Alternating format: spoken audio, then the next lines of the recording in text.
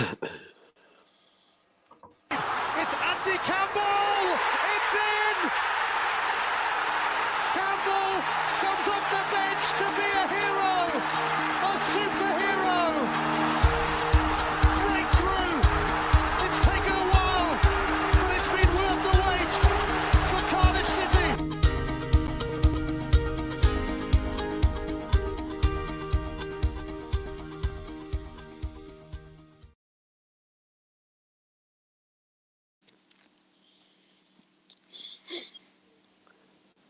Hey guys, and welcome to ACEcast Nation. I'm your host, Sai, and we are live again.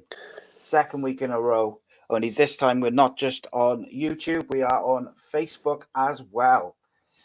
Should be interesting. Hopefully it all works. I'm just going to check the link, make sure it is actually working. All my software says it's working, but you know, that just doesn't always mean that it is working. So if people are in the live chat, say hello and tell us if it's working. Johnny Wish says he's in, but he doesn't say if it's working.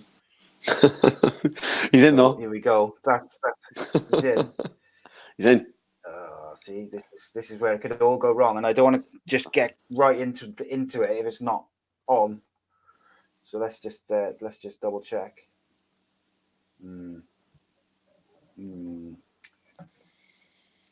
See. Right. Oh, for fuck's sake. There's that bomb. Okay.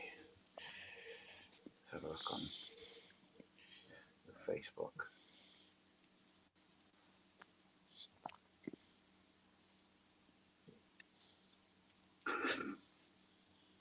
Oh, yeah, we're on Facebook anyway. There you go. Seems to be.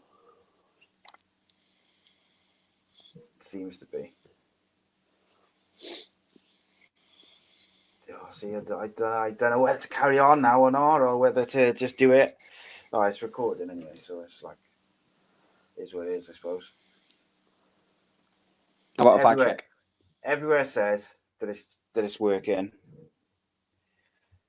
but I can't find it on the Tinterweb. The Tinterweb, and it also says people are watching, but no one's commenting to say it's working. Oh, the joys of being live, mate. The joys. Right. That's what I'm going to do. Anyway, right. There you go. Seems to be. There you go, so that's live, Si. Sweet. I just Facebook live, yes, sounds. Right, Facebook's live, so let's go. Oh, someone just commented as well. I can hear you. Right, let's go. I apologize, people,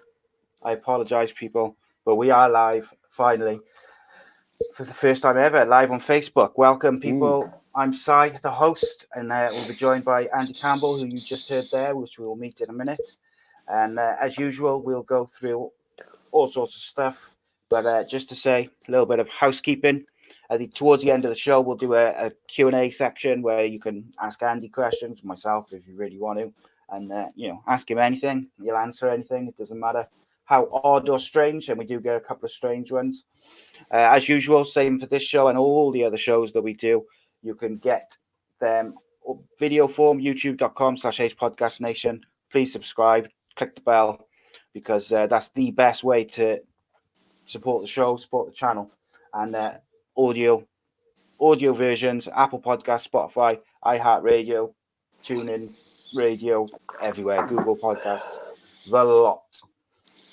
So, with no further ado, let's meet the man himself, the man who provides expert analysis and insight.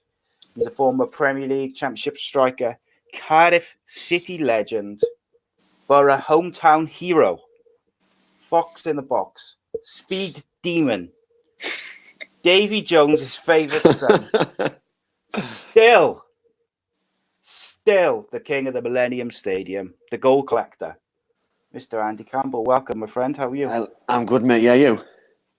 I was really looking forward to using all my new software, and then it just didn't seem to be working. I was like, no, it's all working. Excited. I was I was excited to watch the rugby on Saturday over the weekend because obviously Millennium Stadium again. It just brings back so many good memories because don't really get to see the place now because obviously with Wembley being built and stuff. So it was nice to see that little clip there and reminisce a little bit.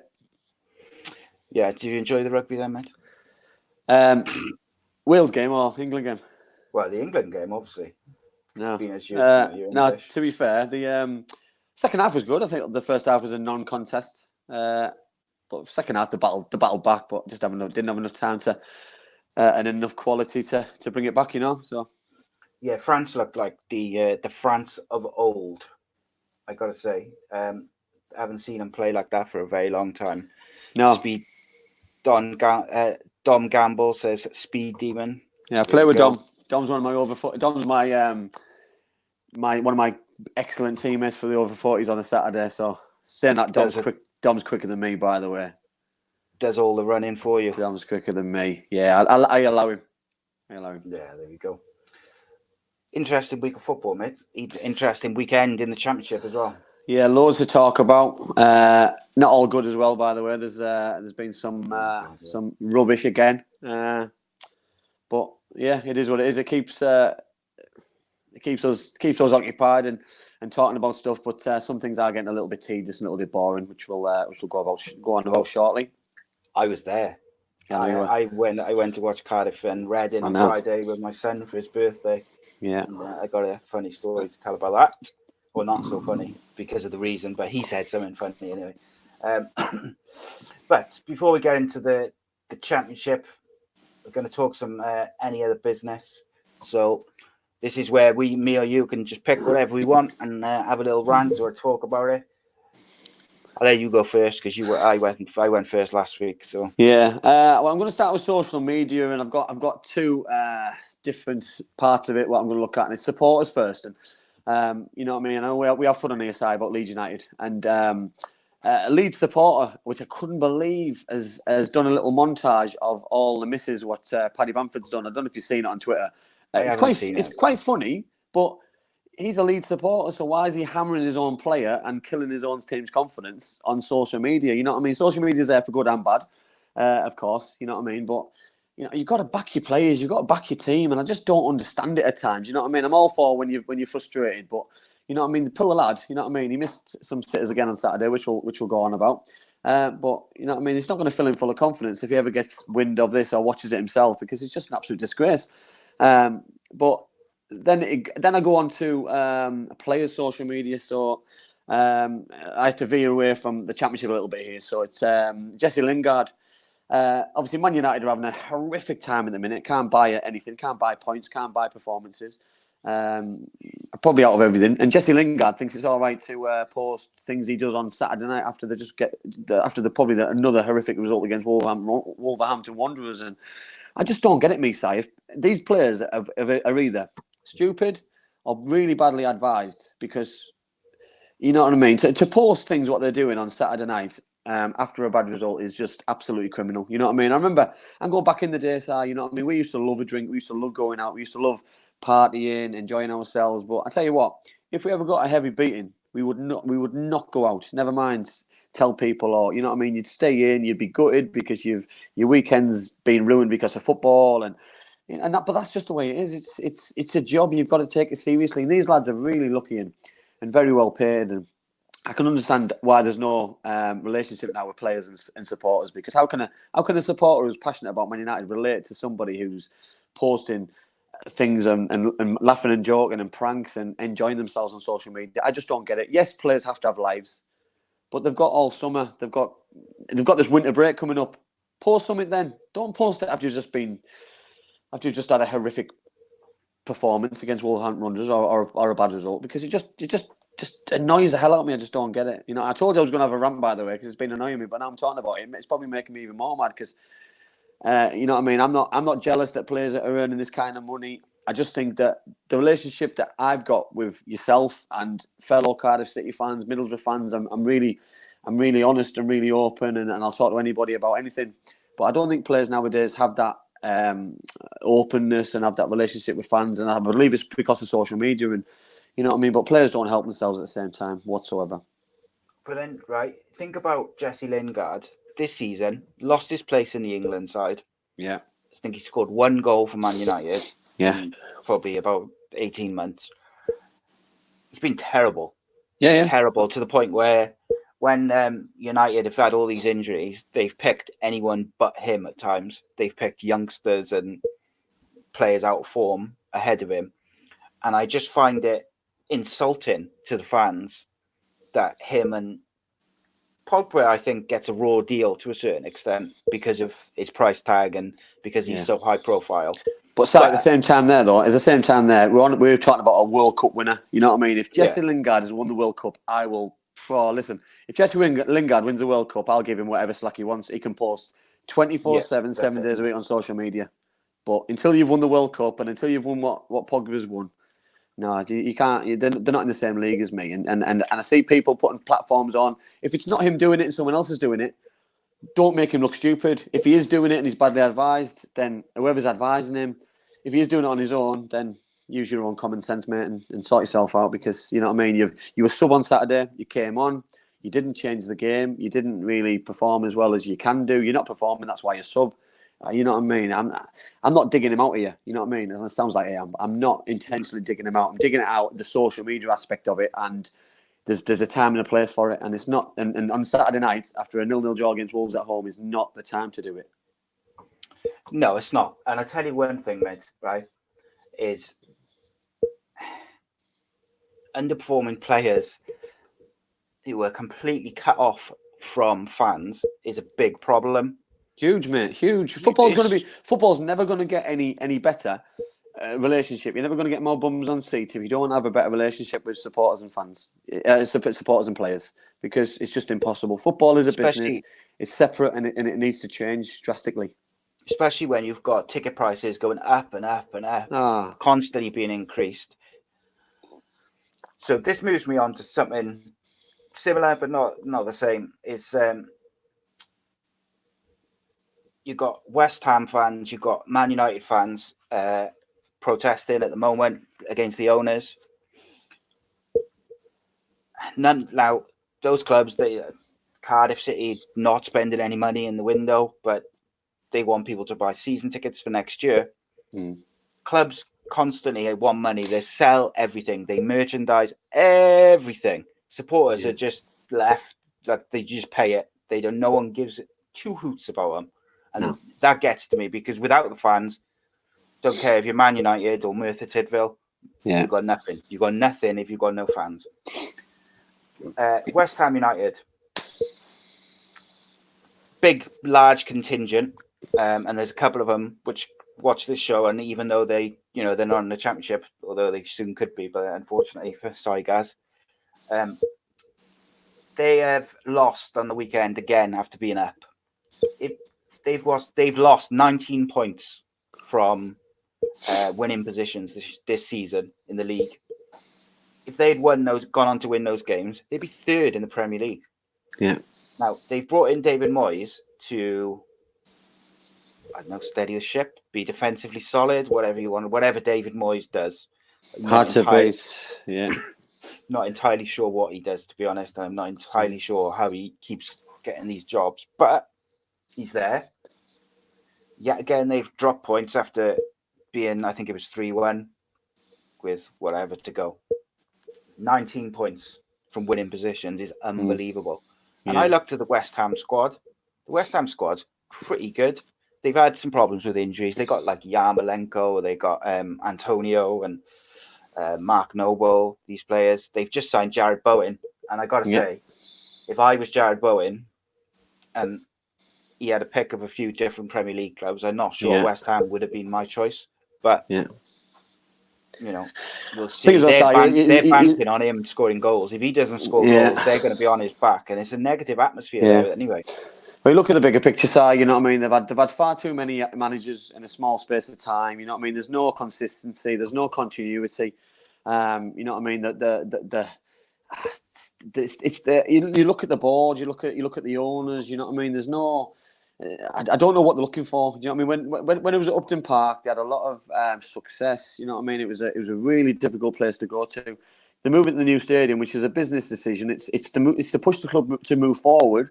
but then they haven't really pushed the club forward in terms of financial terms, as in buying players and looking for the best manager out there, because this was an ideal opportunity for me to make a real statement with the manager. You know what I mean? You sack your manager, if that's the right decision or wrong decision. You know what I mean? That was only for them to make. But you know what I mean? Many of us thought it was probably the right call. But then why go backwards and bring in David Moyes? You know what I mean? That you got to push forward. You know what I mean? You've got to take that risk. And there was loads of people who probably were better fitted for the job. And you know what I mean? I don't believe West Ham will go down. You know what I mean?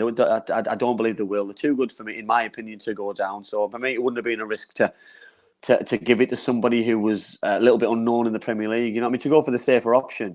You know what I mean? If that's till the summer. You know what I mean? Because for me, David Moyes can't fall off, because if West Ham don't go down and he keeps them up, he looks like a hero. You know what I mean? If that means a big paycheck at the end of the season, fantastic for him.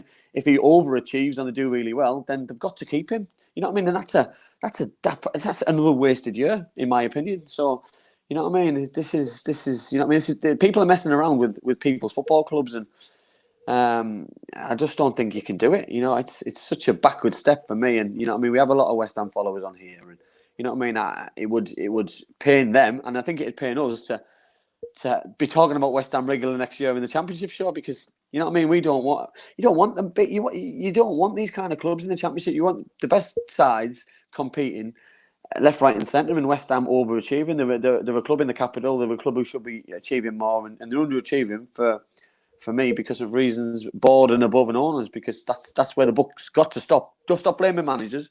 You know what I mean? Players take responsibility. Owners, chairman, chairwoman, take responsibility of your football club, and start doing it now, because it's just getting boring now. Indeed, it is. Excuse me, guys. Let us know what you think. Also, you can let us know in the comments. Is Jesse Lingard England quality, and will he be in the England squad in the summer? Okay, so my last one for any other business. It came out on the last day of the transfer window, that Nantes were negotiating a transfer for some player. So, okay. And as I read on, and it said, Willie McKay is working hard on the deal. I tell you what, mate, if I'd had a cup of tea, I would have spat it all over my phone. Nearly did. I nearly did that. It made me sick. Yeah. And for people who don't realise, Willie McKay was the agent who booked Emiliano Sala's flight and this, that, and the other. And there's a load of shady other stuff. Super agent. Yeah, and I'm not going to go into detail about like all that stuff now. But if you do want to know, me and Andy did an Andy Campbell show extra, and I did an interview with the author of the book, The Killing of Emiliano Sala. I've done 1 2-hour interview with him, and also I did another one at the end of last week, updating the allegations which Cardiff City have made against Nantes. And he had some interesting things to say about those allegations, because you know, they're not just kind of like civil action. They're on about criminal action against McKay and Nantes, because under French law, they count as the same thing, because Nantes is a consultant or an agent, and he signed a contract, or his son and the company signed a contract with Nantes. So they count as the same thing under French law, which was be interesting to see. So check that interview out. It's on the YouTube channel, and it's audio as well. He's also coming back on to discuss the chairman of Cardiff City's he had a meeting with media and fans to discuss why Cardiff City are not paying the fee, or at least yet they're not paying. What do you think about Willie McKay, Andy, and people in the comments? What do you think about Willie McKay? I'm not sure how ethically right it is to put your name towards something after what happened just a year ago. Si, this is you know what I mean? Si, listen, you know what I mean? When there's controversy with a company, normally that company doesn't consist and doesn't carry on, and you work under a different company. He doesn't need to put his name towards anything. You know what I mean? He's got people to work for him. He doesn't need to put his name towards anything. It's just going to create more of a scandal. You know what I mean? He doesn't need the hassle, I'm guessing. He doesn't need the publicity, because he's going to be negative. So why put yourself in that position? You know what I mean? It's like deja vu all over again. You know what I mean? It's the same football club. You're trying to get players out of there and filter them into another football club. And for me, you shouldn't be anywhere near professional football. And while there's an inquiry going on, especially criminal inquiry, you shouldn't be anywhere near it. And I just think, you know what I mean? There's like some of the comments there. It's do you know what? That says it all, doesn't it? It's bang on. You know what I mean? Because end of the day, you know what I mean. He's done something wrong. You know what I mean? If that's been able to be proven criminally, then fantastic. You know what I mean? Because somebody's got to take responsibility for what happens. You know what I mean? But ethically side, there's so many wrong things with him and about him that even FIFA should just say, listen, you know what I mean? We can't prove that you've done anything wrong criminally, but unfortunately, there's your license taken away because you've got nothing good to do with football because of what happened. You know what I mean? There's too many grey areas which have tarnished the name of football and the name of an agent with football because he shouldn't be anywhere near. And him or his family banned in France anyway from working on transfers. Well, and it's all over social media that he's working hard on transfers for Nantes. From Nantes to get them out. And the person who posted that is like a highly thought of French transfer account. So it's not just some random guy looking for clicks or something. It's a genuine thing. Wrong. Should all be wrong. Shouldn't be allowed. And FIFA are the one. FIFA have got the power side to do it for football. FIFA have got the power to do it. And if they decide to do it, you know what I mean? Because, if you're a football club and you want a player, but you're not allowed to get that player because their agent's involved, you know what I mean? That they'll soon stop doing business with this kind of player. So FIFA and UEFA have got this power to stop these agents by being involved in football. By straight away overnight, they could do it that quickly. So for me, get your fingers out and do it for everybody concerned because there's a lot of hatred for that man. Have you got any other business? Just a brief go over the transfer window that I was quite disappointed really with the lack of big names moving from clubs. You know what I mean? Normally we used to get at least one big move and one big transfer move, and I don't know. Do you know what I mean? I don't know if the prices were too much. There was loads of loan deals and short-term deals with a view to a permanent, which rightly or wrongly the good or the, you know what I mean? But I don't know. Sometimes you just want a concrete transfer for your football club and to get excited about, but there's nothing really what excited me. You spoke about Cardiff briefly there about not spending any money. We spoke week in, week out about the club not having confidence in the manager, so they haven't spent any money. So is that backed up what we've been saying for weeks and weeks and weeks? Possibly. So it's frustrating, but you know what I mean. As I'm going on that, let's do that one for Stephen. There you go, mate. Best thing ever about Cardiff, guys. So it's just amazing. But for me, I want clubs to sign more players. You know what I mean? The amount of money involved in football side, you've got to do it. You've got to do it. Absolutely, mate. So just quickly going back to Willie McKay, Marlowe again says that if he had any morals or conscience, he would stop trading. He would stop working on transfers out of respect for the fact that a young guy and another man, you know, they lost their lives. You know, the pilot was a father, a brother. You know, they're both sons. And that's right. You know, he would stop working. You'd think, like most human beings would, if that happened to them, they would think twice about working on transfers and organising flights for people and all this sort of stuff. But he's, you know, less like it was it's just gone a year, isn't it? And he's back working on French transfers. Yeah, exactly. So I've just seen a question on there, a little about on the little window, because there was an interesting signing for Middlesbrough, and it was Ravel Morrison. It's one of my friends who's put their comment on Jake Laverick. I said when he signed that, you know what I mean, no one has ever got a tune out of Ravel Morrison since he started playing football. Fergie couldn't do it. No, the manager's been able to do it in his career. You know what I mean? Sam Allardyce did briefly, didn't he? It's just the question is why. So why can't they? Is it the player? You know what I mean? He's been followed with controversy, a little bit of trouble throughout his career. But you know what I mean? Someone somewhere surely has got to get a tune out of him. And if that's what you can get out of him, fantastic. Because with it only being a loan deal, I don't really think we can fall off. And I think it's a really good deal for the club.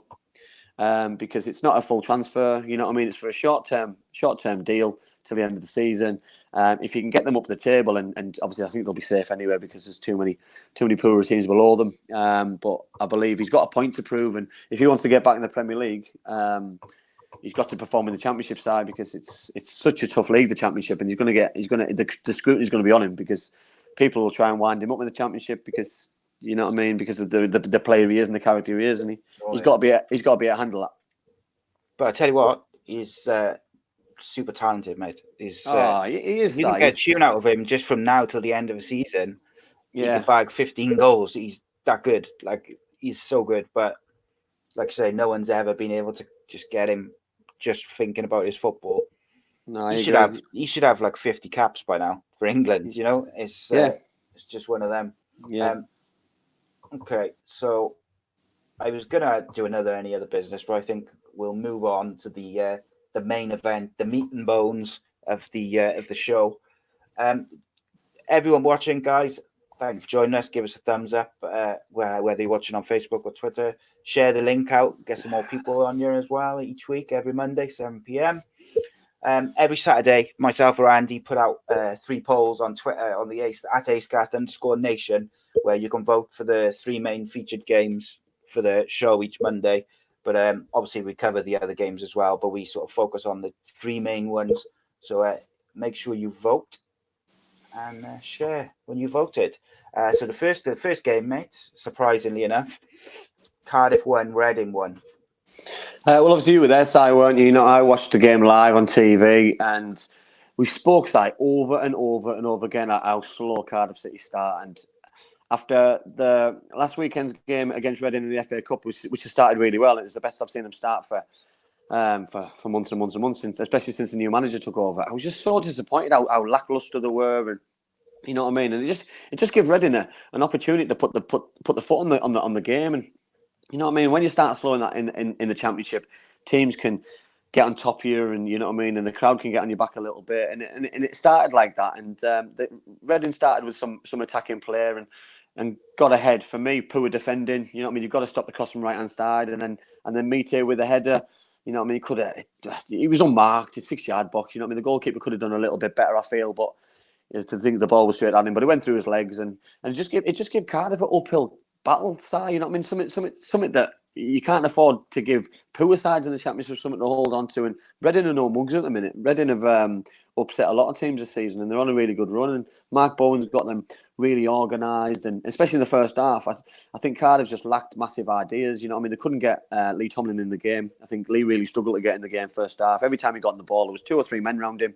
You know what I mean? And just couldn't get any space because Cardiff continued to try and find him. They didn't have that plan B in the first half, and I was really disappointed. But time and time again, we spoke about Neil Harris's tactics and that whatever he says at half time, whatever he does, it's working. And you know what I mean? That's one thing I will give him credit for is that he his tactics at half time, whatever he keeps saying and doing is doing. But for me, they've got to start games better. Half time, he brought on Wardy and Bacuna. Bacuna, I thought, was absolutely out of this world. I thought he was fantastic. I thought his desire against his old club, his battling, his quality on the ball, always wanting the ball, was absolutely brilliant.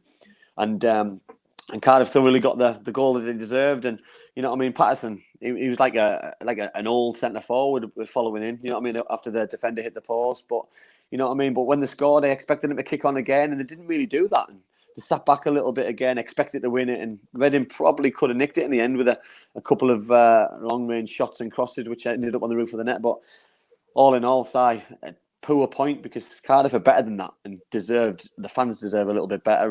But there was no excitement Friday because there was nothing in the pipeline about signing players. And for me, just before kickoff, if you announce a big signing, it gets the fans up, it gets the players up because they're fighting for places, and it didn't happen, unfortunately. And you know what I mean, it just coincided with another negative result because points aren't good enough in the Championship. The thing is, mate, right, is before kick-off and as they kicked off, the fans would bang up for it because they'd been accused of all sorts the weekend before. They were playing Reading again. They were real up for it. They were really loud. And I said to my son and the people we were with, I said, if Cardiff just goes steaming into a couple of tackles now early on and press high up the pitch, they could have Reading for the taking in the first 20 minutes. Yeah. And Harris's tactics. The whole team stood back, dropping deep. It was as if they were playing away. They were sitting so deep. They weren't pressing. And you could see, like, Patterson was getting frustrated because in the first half, because no one was pressing behind him, and he was just isolated all the time. And he may as well have not been on the pitch. Yeah. That changed in the second half when they brought Ward on, because suddenly he had someone in and around him, and they were all pressing together.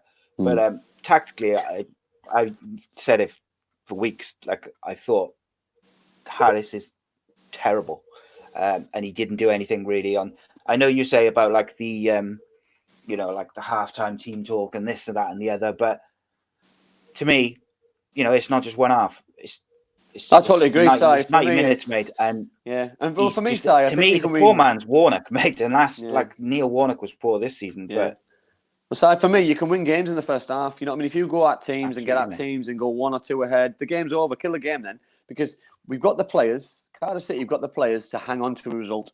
You know what I mean? They start bringing the monsters on and bringing Flint on, and you drop Patterson back in midfield to win all the headers, and stick Ward up front to do all the running about and the chasing around, and bring wingers on. You know what I mean? They've got enough pace to hit teams on the break, but you can't play like that at home for me. You know what I mean?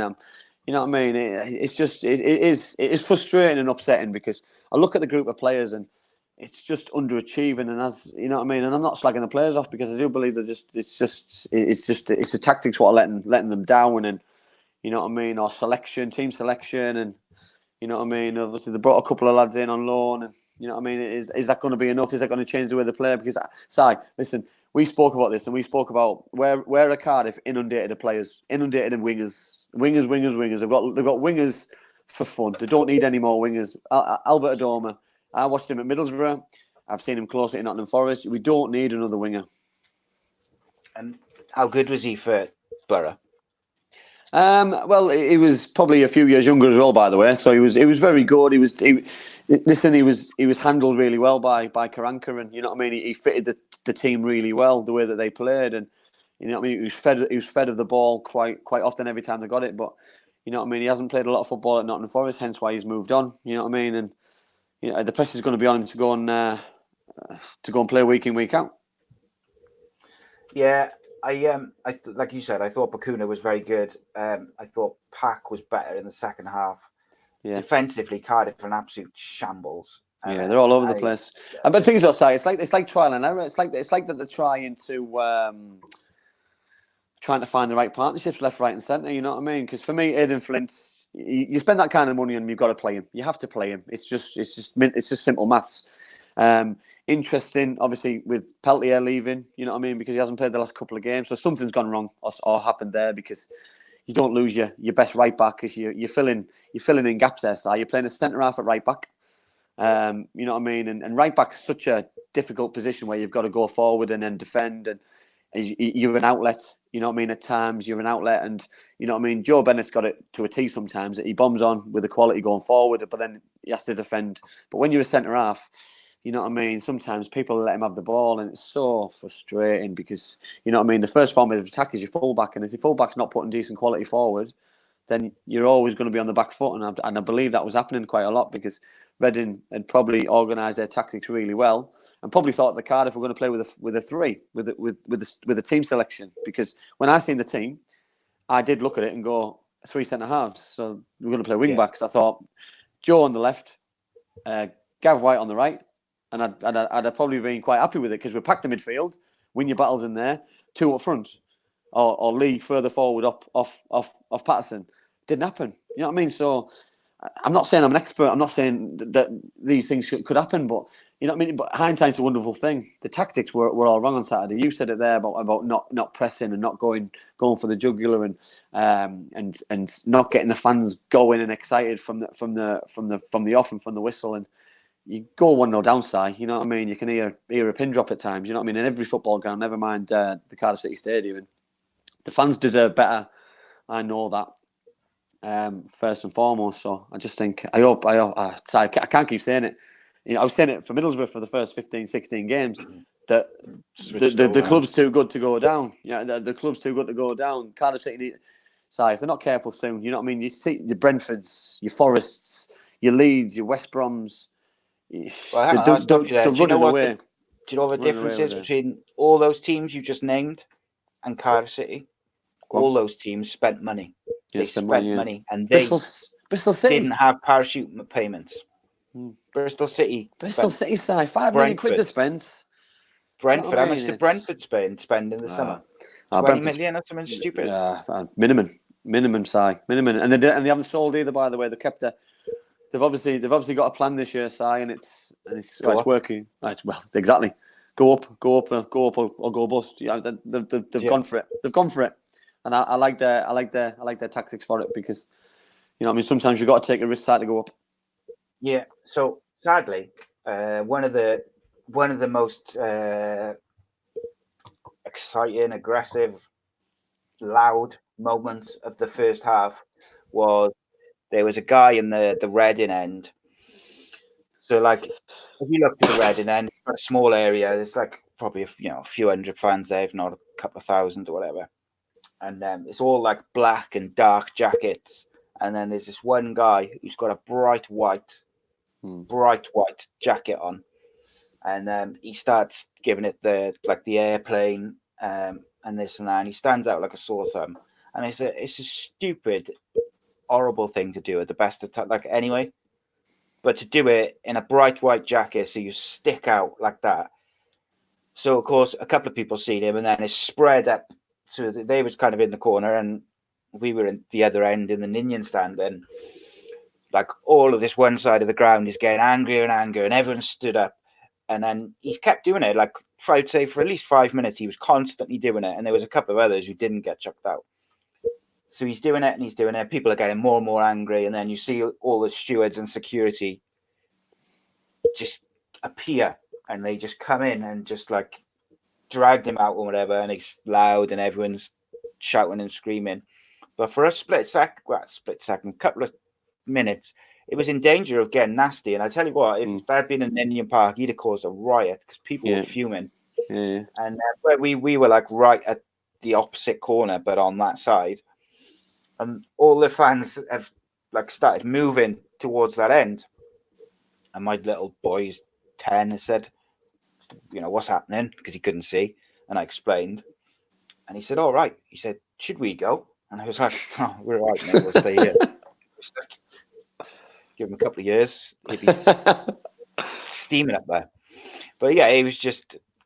It was so wrong, Si. You know what I mean? You text me and I text you back that I watched it on TV and I'd heard from the commentator who explained what was going on. So straight away, I'm watching the game on my phone, and straight away, did you watch the one with the Reading commentary?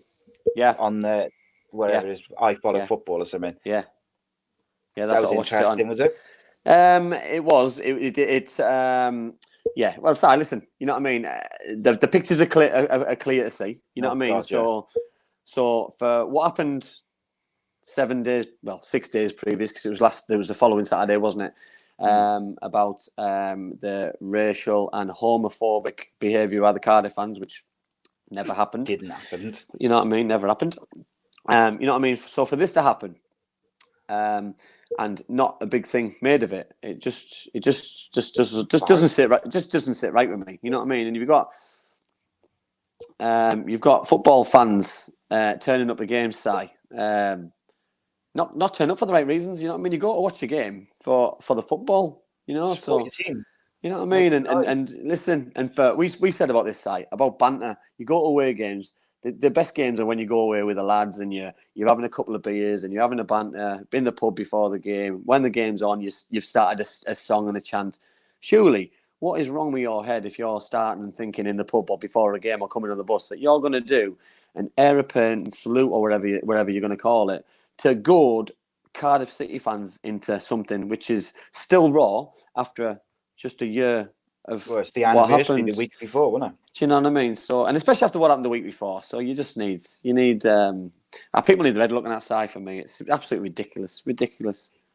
Yeah, and I think the thing which irritated Cardiff fans particularly, outside of the actual incident, is that the same media members, some from South Wales Online, some from Reading, some from the BBC.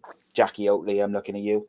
Some for Reading as a football club, all suddenly very quiet. Yeah. Now, to me, if they'd made the same fuss, then you can say, all right, it was a bit of a misunderstanding. The club, like Reading, had accused or made these allegations. They're just reporting it. All right, I can kind of buy that, but they didn't. It was very much, silence. Yeah, brushed under the carpet a little bit, and I don't like that. You know what I mean? And it's like, I don't know. They're trying to diffuse it after what happened, and they're trying to get the football clubs to have a better relationship, but it's never going to happen.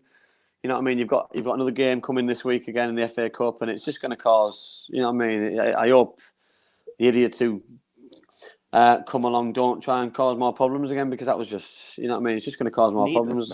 You know what I mean? It doesn't need to happen. You know what I mean? It's a game of football, and this week's the FA Cup game, and it's, you know what I mean? There's going to be a winner and there's going to be a loser. Can't be a draw this time. You know what I mean? So someone's going to go home happy, and someone's not going to be happy. So if you're not happy and you've got the negative result, it doesn't have to turn into a negative on your football club as well. You know what I mean? It's just take it on the chin and move on to the next. We're going back to the football just to finish off on this game.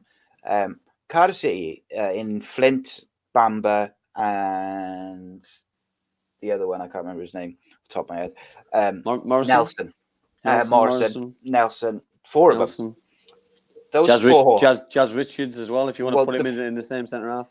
Like those four, particularly centre halves, are probably at the start of the season. If you said write down the top 10 best headers of the ball centre halves, you probably have had 3 of those 4 in that top 10. Yep. But they just cannot defend. No. They just look all over the place. They can't mark. They can't header. They're getting found outside, getting found out all over the place, and I it's don't always know. Set pieces. Yeah, it is. Yeah, but then the looking dangerous themselves off set pieces, which surprises me going forward, because you know what I mean. Like that, I think that's where Reading struggled as well, and we've said this, how important set pieces are, and but they're important at both ends. You need to keep clean sheets, and clean sheets. We've seen how important the worst are. The season that Cardiff went up, that Nathan Edridge kept 15, 16, and that's what got Cardiff promoted that year, because they didn't score. They weren't inundated with scoring loads of goals. So it was so important that they were getting clean sheets, because the Nick game's 1-0. Zaha would score, or, you know what I mean. So you've got to get your cards right, and just make sure that your tactics are spot on defensively, and it'll always score goals side. They've got players who are dangerous, and you know what I mean, they'll create chances, and they've got players to put the ball in the net. But defensively, I agree, we'll look all over the place. There was one boy for playing for Reading, number 14. I really apologise. I can't remember his name. I think he's on loan from Liverpool. Excellent. He had an excellent game. He was given far too much room. I thought Swift was excellent as well. I thought every time Swift got the ball, what were we on 14, or Ejaria. Yeah, I thought he was excellent. Excellent. I thought Swift, even Baldock are, you know what I mean? They never stop running. They never stop closing down, especially up front. You know what I mean? The way that they set the tactics up, Meeting and Baldock, they just got at Cardiff centre halves and didn't give him time on the ball, and the passing was all over the place. Lee Tomlin was getting balls around his neck. You know what I mean? It was just awful. He was getting frustrated, and then it's a knock-on effect. Then, you know what I mean? But it's just it is frustrating for when you're playing that happens. But people just need to get things, well, especially tactics. Neil House needs to get his tactics a little bit better for games. Yeah, I thought Chrissy Gunter had a pretty good game as well. Be interesting to see how the replay goes, because they've been quite close, the games that they've played over the last couple of weeks. I think you'll see, Si, from the formation, from the teams, that who's taking it more serious, because you know what I mean. We've been there before with Luton Town in the League Cup start of the season, where you know what I mean, the manager didn't see fit to put the strongest side out, because he saw the league as a more importance. You know what I mean? What's most important is, have you got a chance to win the FA Cup and push on? You know what I mean? Or you're going to try and do something as far as you can in the FA Cup. You know, it's a difficult one. Absolutely, mate. So let's move on to the mighty Leeds United, who played Wigan and lost 1-0. Yeah. Listen, Si, we laugh and we joke about Leeds, especially over the years. We spoke especially at length about but the word, and we've used the word the last couple of weeks about bottling it. You know what I mean? In midweek, they were 2-0 down against Millwall, and they ended up coming back to 3-2. And I thought they were excellent in that game. I watched the last 30 minutes, and I could just feel the fans sucking the ball in the net, and it's the amount of chances it creates. How they didn't win the game on Saturday, I don't know. You know what I mean? They caused the early problems. Jack Harrison hit the post. They kept creating chances. They missed some sitters. Bamford missed a sitter. Costa missed a sitter. Jack Harrison missed a sitter in the first half. And then at half time, you think, yeah, they've been the best side. They've had the loads of possession. They've missed all the chances. Second half, they'll go and put the game to bed. But I've just said their side about Cardiff and Reading. You can't give any side in the Championship an opportunity to hang on to. And another set piece, I thought was a goalkeeping error, by the way. Joe Williams took a corner. It took a deflection off the defender who's trying to stop a short corner. So it took a deflection 25 yards out. You know what I mean? So it shouldn't have really caused any major problem. But lofted over the goalkeeper's head and ended up in the far corner. So for me, I've got a few issues with the goal side. One, I think the goalkeeper's at fault, 100%. Yeah. You know what I mean? Yeah. Two, the manager and coaches are at fault because there's no men on the post. There's no one on the back stick. So if the ball goes over the goalkeeper's head, someone is there to clear it or attempt to clear it. And that didn't happen. So, you know what I mean? There's a couple of errors there for me. It could have been eradicated and stopped. But then they didn't deserve the goal. But anyway, they got it. And once the goal went in, I just fully expected Leeds to go on to win the game and create more chances like they did. They went there, but they just couldn't get the goal, what they've been pushing for. But then saying that, the longer the game went on, Wigan looked even more dangerous what they were. And they had 2 1-on-1s towards the end of the game. One was Kiefer Moore, and it was a great tackle, I think, it might have been by Pearce. And then Tom Pearce himself from Wigan Athletic broke through from a cross or a corner. He ran the whole length of the pitch, only be tackled on the edge of the box again. And you know what I mean? So overall, Leeds should have won the game, but you've got to give Wigan credit side, because we spoke about Wigan and how poor they are in defence and how many late goals they let in and how that they're dead and buried and the League One beckoning, but they've given themselves a little glimmer of hope for me to stay in, because I thought, side, that the bottom three was set in stone. But if you can go to the bottom of the league, if you can go to the top of the league, or one of the best sides in the Championship, it was probably the most attractive team going forward, and stop them scoring and still look dangerous yourself in moments, then you've given yourself a chance to possibly push to stay up. Yeah, I think so. I think it was maybe last week or maybe the week before. I said I thought Wigan actually looked really good in their game, and I thought again they looked pretty good. Leeds, though, mate. Jeez, we've said it. We said it when they surrendered a 3-0 lead to Cardiff. We asked the question: is this the beginning of them bottling it? Yeah. QPR 2 weeks ago, and I think that was said in a bit. But when we said that after the Cardiff game, that was kind of like a bit of tongue in cheek and a bit of messing around with Leeds fans, and then all of a sudden, that was the beginning, and it's been poor since then. You know, we said at the start of the season about Paddy Bamford not taking his chances. He missed another. At least he missed them sitters against that. You know what I mean? They've brought Augustine in to possibly take over Paddy Bamford and take some pressure from him. But for me, Si, you know what I mean? It's other teams who put the pressure on them. You know what I mean? Other teams have piled the pressure on them. You know what I mean? There's Bristol City winning. There was Nottingham Forest winning. There was Brentford are winning. You know what I mean? And not just winning, by the way. They're putting teams to the sword. And you know what I mean? West Brom, you know what I mean? All the teams in and around them are putting so much pressure on them that can you handle the pressure? You know what I mean? And on current form side, you can't afford to have a run like they're getting. And you know what I mean? It's not like they're not creating chances, and they should have won. They could have won 5 games on Saturday side, but they didn't. You know what I mean? The facts are that Wigan beat them 1-0.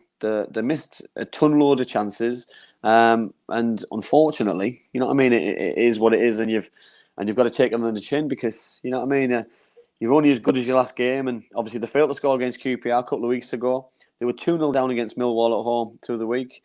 They get beat again there. You know what I mean? There's cracks, massive cracks starting to appear. You know what I mean? And social media, you know what I mean, for supporters is fun, it's banter. You know what I mean? We all go on about this, but you know what I mean?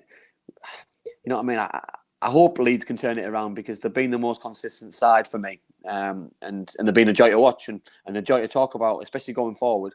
And even defensively, but for me, the biggest mistake they did in the summer was probably not have another centre forward to help Bamford out, to get rid of Nketiah when they did, without giving him a fair opportunity, and then now to probably not inundate themselves with centre forwards. You know what I mean? We speak about West Brom side and how many centre forwards they've got, and Bristol City go and splash the cash. You know what I mean? This was the most important in your last opportunity to go and make a statement for your supporters, for your team, for the league.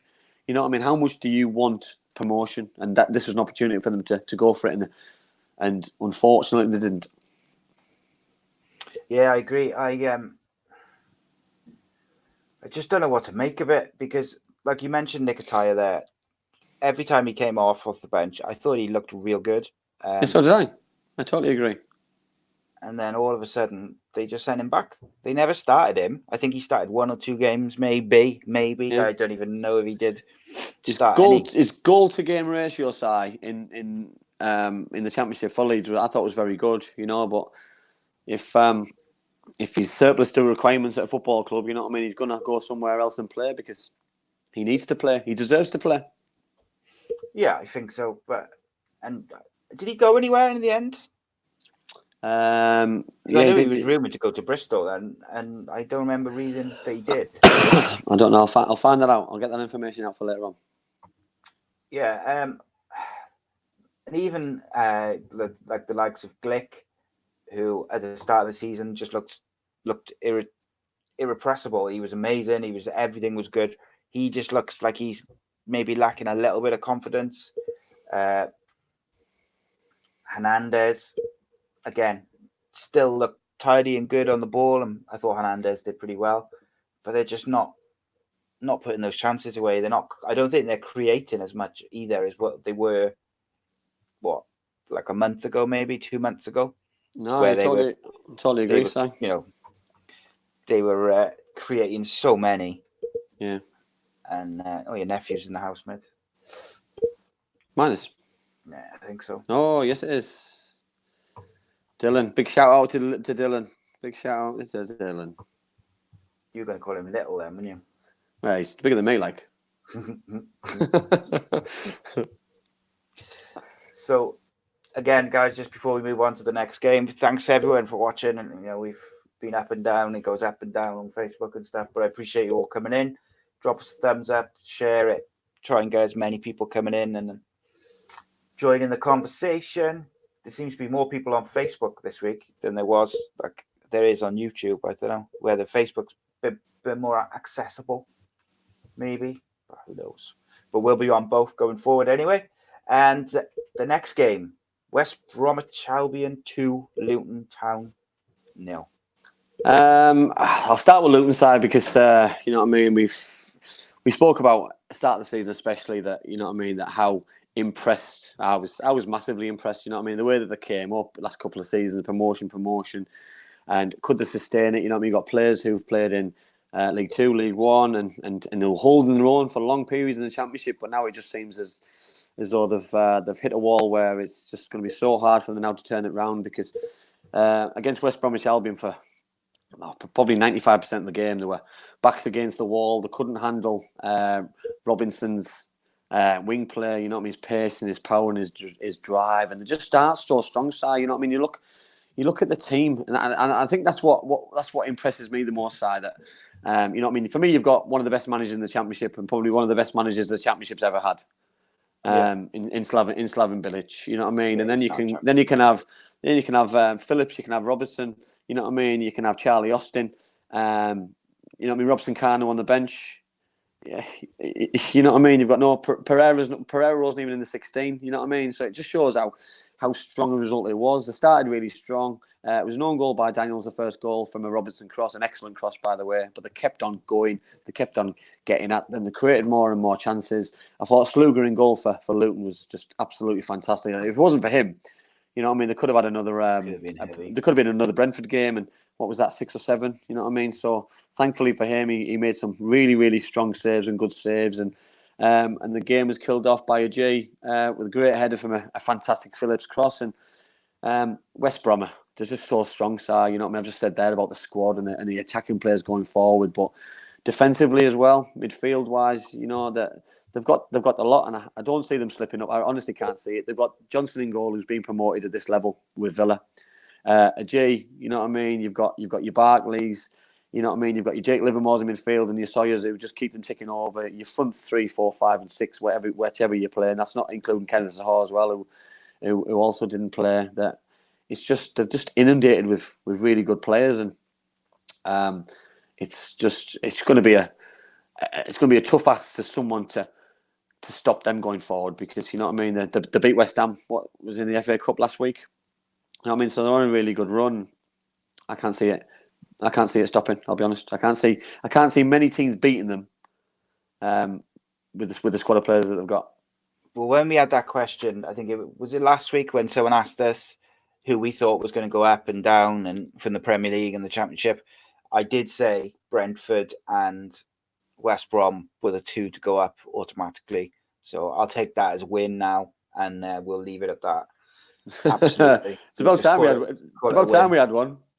Yeah. Blackburn let me down this week. I thought they were on the roll, ready. So did I, to be fair. So did I. I fully expected them to beat them when they were 1-0 ahead, but we'll talk about that one. Yeah. I thought Kyle Bartley was outstanding. Yeah. Ajay for me is just he's so good. Oh, he's a different gravy at this level, Si. It's just he's got the lot to play at this level. He's athletic. He's good in the air. He's aggressive. He's got pace and power. You know what I mean? And imagine playing against him. That'd be my concern. As a centre forward, you wouldn't want to play against him. Do you know what I mean? And normally, when I'm going back when I played, but you'd always focus yourself and try and play against the defender who's slow. You know what I mean? But when he's got the lot, what do you do against him? You know what I mean? You've got to try and have that something different than what he's gotten. You know what I mean? I don't see many people getting shortchanged out of him. Another player who gambled on himself as well. Left Cardiff City to get first team football. Yeah. Look what's happened to him. You know, he's gone on to big things. Okay, so that's the three main featured games. And we'll move on to the other games. Marlow says 2-1 tomorrow in the cup for Cardiff.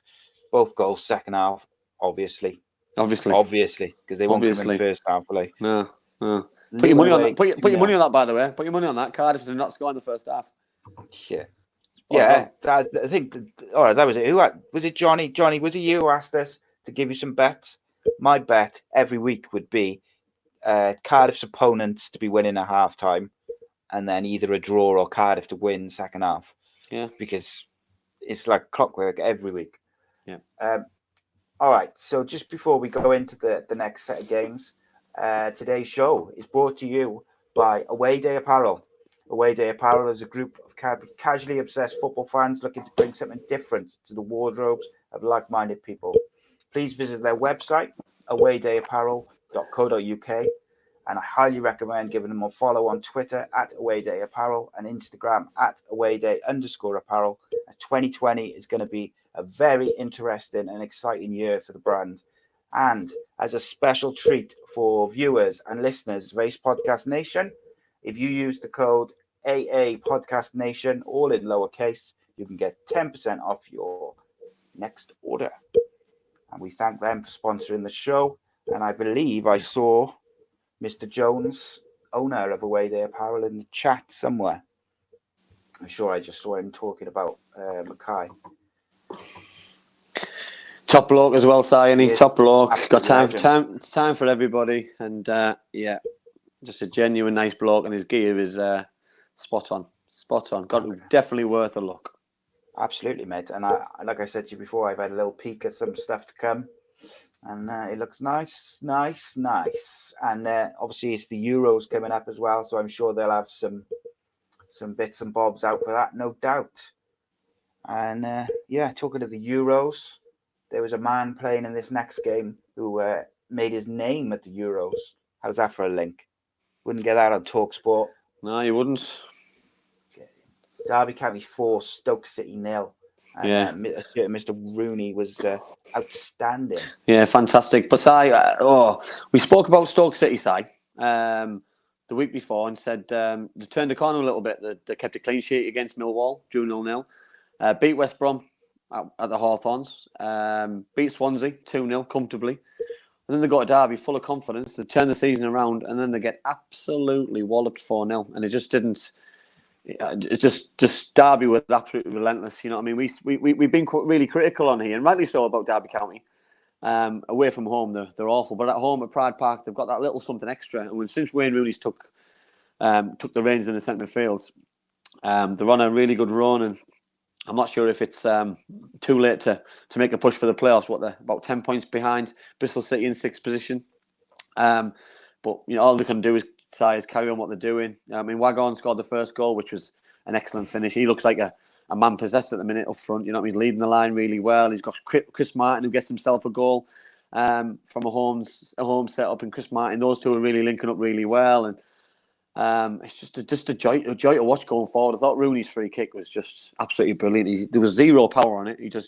He got enough whip over the wall to make sure it ended up in the top corner against, obviously, a fellow England international goalkeeper, Jack Butland. And then Bogle got the fourth, who I was very impressed with, you know what I mean, bombing on from right back. And they've got a good link at the minute, you know what I mean? They've got that experience in midfield. Going forward, Lawrence, I thought, was outstanding. Waghorn, Martin, you know what I mean? Holmes was excellent.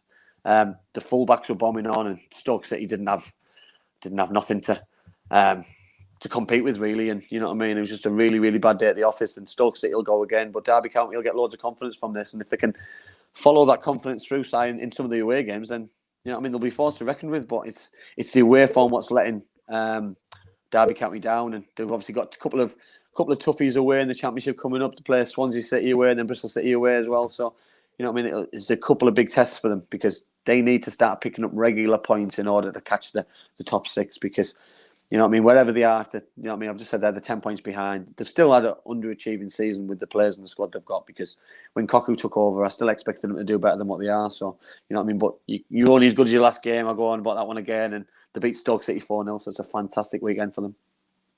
Yeah, I think Rooney's been watching videos of Peter Whitnam taking photos. I mean, but it was very, very good. Yeah. But yeah, mate, before Rooney came in, I'm going to talk about it a bit later, but like before Rooney came in, Derby looked in trouble. Yeah, I think I did say, I can't remember if I said it to you off air or in one of the shows, but I was concerned. I thought Derby looked like they could go down at one point. Yeah, I totally agree. Just looked completely dishevelled on the pitch. Wasn't much better off the pitch. No. And Rooney's come in and he's really steadied the ship. And you said about Waghorn, he's improved since Rooney's come in. Yeah, now, straight away. Is that because he's fighting for his place? Did he think Rooney was going to play up front? So he's working that bit harder, and he's not that he wasn't working hard before, but he's just putting that bit extra in, and then that's just carried on. Same with Tom Ince. I just think Si, for me, I think he's given him a. You know, you've got to see it from a centre forward's point of view side, that they've now got somebody who's passing them a ball of his quality. You know what I mean, in the right area with the right pace, the right delivery, and it's just absolutely fantastic there. You know what I mean? Johnny Wish's question there: could he still play in the Premier League? I believe so. Yes, I don't believe he could play as a centre forward in the Premier League. No, he struggled for Man United, didn't he? Up front? You know what I mean? I don't believe he could lead the line, but I believe he could play as a 10, because I think he's got the ability to play as a 10. I think he's got the ability to sit in front of the back four and spray balls around and get stuck in. He's got the aggression to still do it. So I do believe, to the answer to Johnny's question there, I think 100% he could play in the Premier League, because I look at some of the players who are playing in the Premier League. You know what I mean? Look at Man United side. Could he do a better job than Jesse Lingard? This isn't the pick on Jesse Lingard show, by the way, but could he do a better job? Of course he could. So there's your answer. You know what I mean? Of course he could. Look. Jesse Lingard, jeez. Jesse Lingard is a championship player. Yeah, well, he is a championship player. In my opinion, just my opinion, he is a championship player. He tore it up in the championship, but in the Premier League, he hasn't ever really done more than maybe a couple of games. He scored some phenomenal goals, but it's like, do you want someone who can score a phenomenal goal every 10 games, if that? Or do you want someone who's going to go every weekend? Exactly. Well, the thing is also, I've looked at the Derby team since he's coming, And I thought, oh, they're playing a Premier League side in the FA Cup. He's going to get rested. He's playing Northampton Town. He's going to get rested. He's playing a championship game. He's going to get rested. He's played every single minute, or most minutes of every single game. And, you know what I mean? It shows that his desire since he's come in, that he just wants to go and play. He just wants to go and play. And he's, you know what I mean? He looks fit. He looks hungry. He looks like he's enjoying it. He's scoring some really good goals. And long may it continue, because we were excited, Si, when we heard the news that he was coming to the championship, because we were quite on the unknown of where he was going to play. Did he want to play? Was he coming in to take the manager's job? Did he really fancy it? You know what I mean? After what was happening at Derby, you know what I mean? Was he really up for it? And I think the answer was to he that question, coming just for the parties? Exactly. But the question is, he's come purely for the football. He's got his head screwed on. He's really enjoying it. He's pushed Derby in a really good position, strong position for the rest of the season. Yeah. Speaking of the man, Alan Jones, Way Day Apparel. That comment, I believe, is in referral to Cardiff. So just quickly going back to the Cardiff game, he says that our possession, it seems like nobody knows their role or responsibility. And I do completely agree with that, particularly in the first half. Yeah. And that's down to the manager.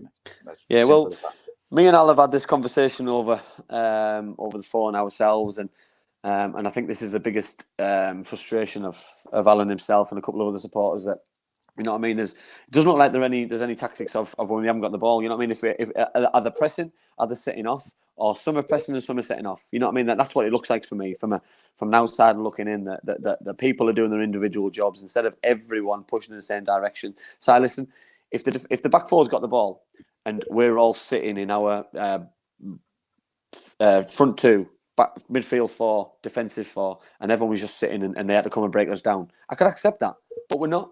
We're going in 1s and 2s instead of going in 3, 4s and 5s. And for me, just go for the jugular. Everybody close down. Your first 2 centre forwards are your first 2 defenders, and you go from there and go and try and cause as much. You get the ball, win the ball backside as quick as you can. You know what I mean? You can't win a football match without the ball. You know what I mean? So the quicker you get the ball, you can go and score a goal. You can go and create chances and put the pressure on the other side. And you know, at the minute, it's not happening for Cardiff City, and that's probably one of the main reasons why. Yeah, I completely agree, mate. And just so everyone knows, when I'm looking off to the side, I'm not like ignoring Andy. I got like 2 screens, and I'm looking. No, I'm there though. I'm there. So I'm all right. You're looking at me. Looking at me. Looking in your ears. Looking at me here. So next up was Hull City 1 after they sold their 2 best players. Brentford 5.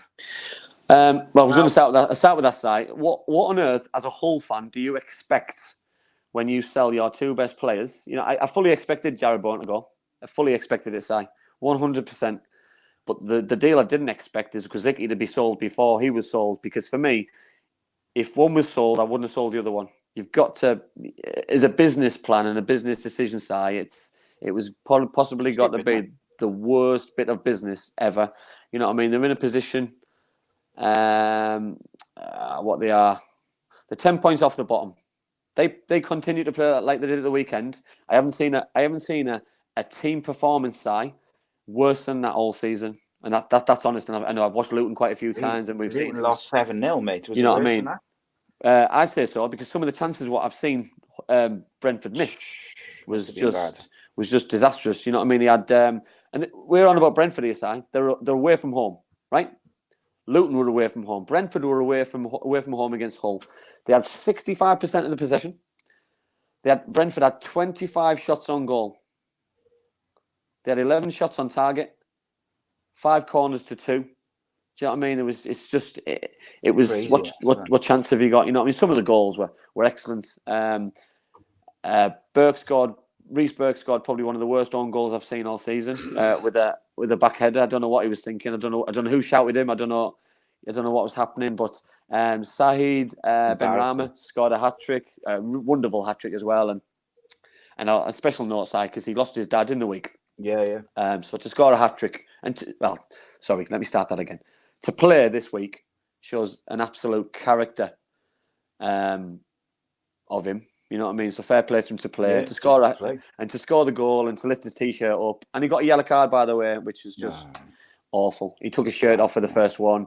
he lifted his shirt up for the second one, and he lifted his shirt up again for the third one, and got a cuddle off the manager because the manager ran down the touchline, which just shows the class of the manager and shows the class of the teammates and the players and stuff, because it was absolutely fantastic. You know what I mean? But Hull City side, I'm really worried what I saw. You know what I mean?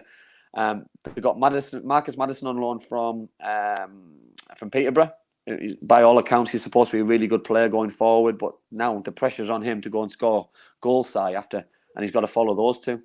And for me, I think it's a big ask, because Men Against Boys didn't even cover it at the weekend. You know, I've just given you the stats there, and you know what I mean, Brentford. You know what I mean, they've given some teams an absolute pounding this year, and I can't see it stopping. You know what I mean? They're playing with so much confidence, and you know what I mean. And if they can continue this form side, then they're gonna catch Leeds, and they'll be pushing West Brom all the way.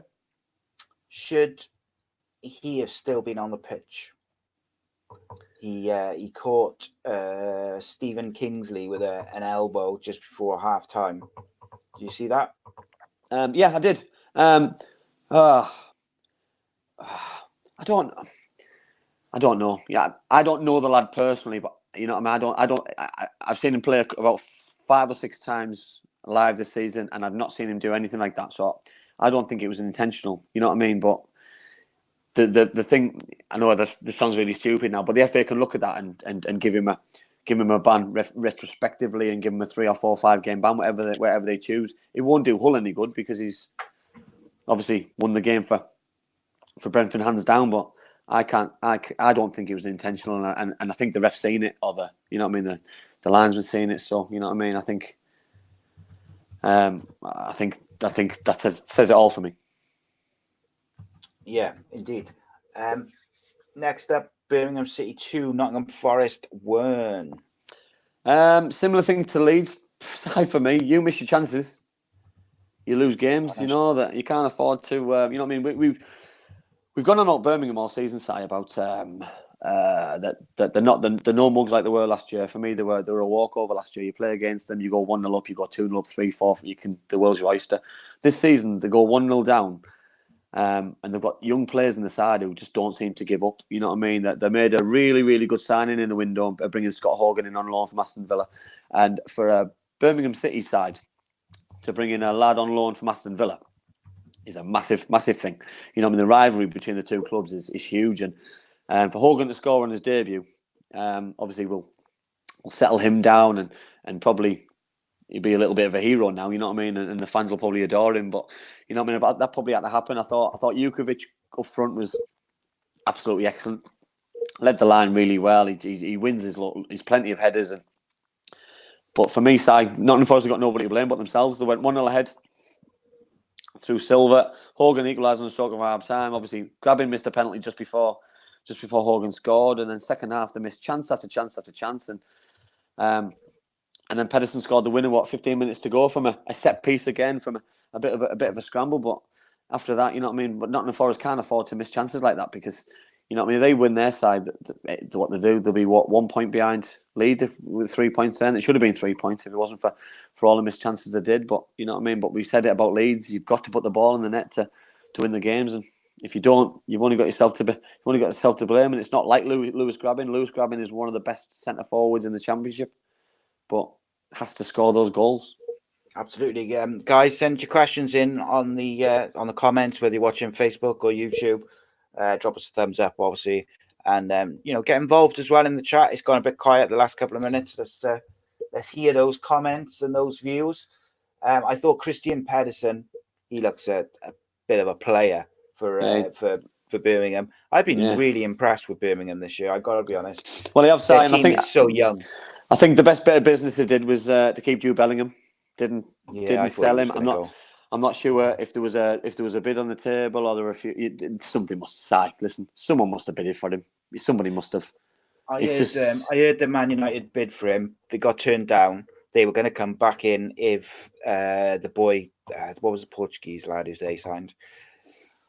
Fernandes didn't sign for United. Yeah. They were going to come back in for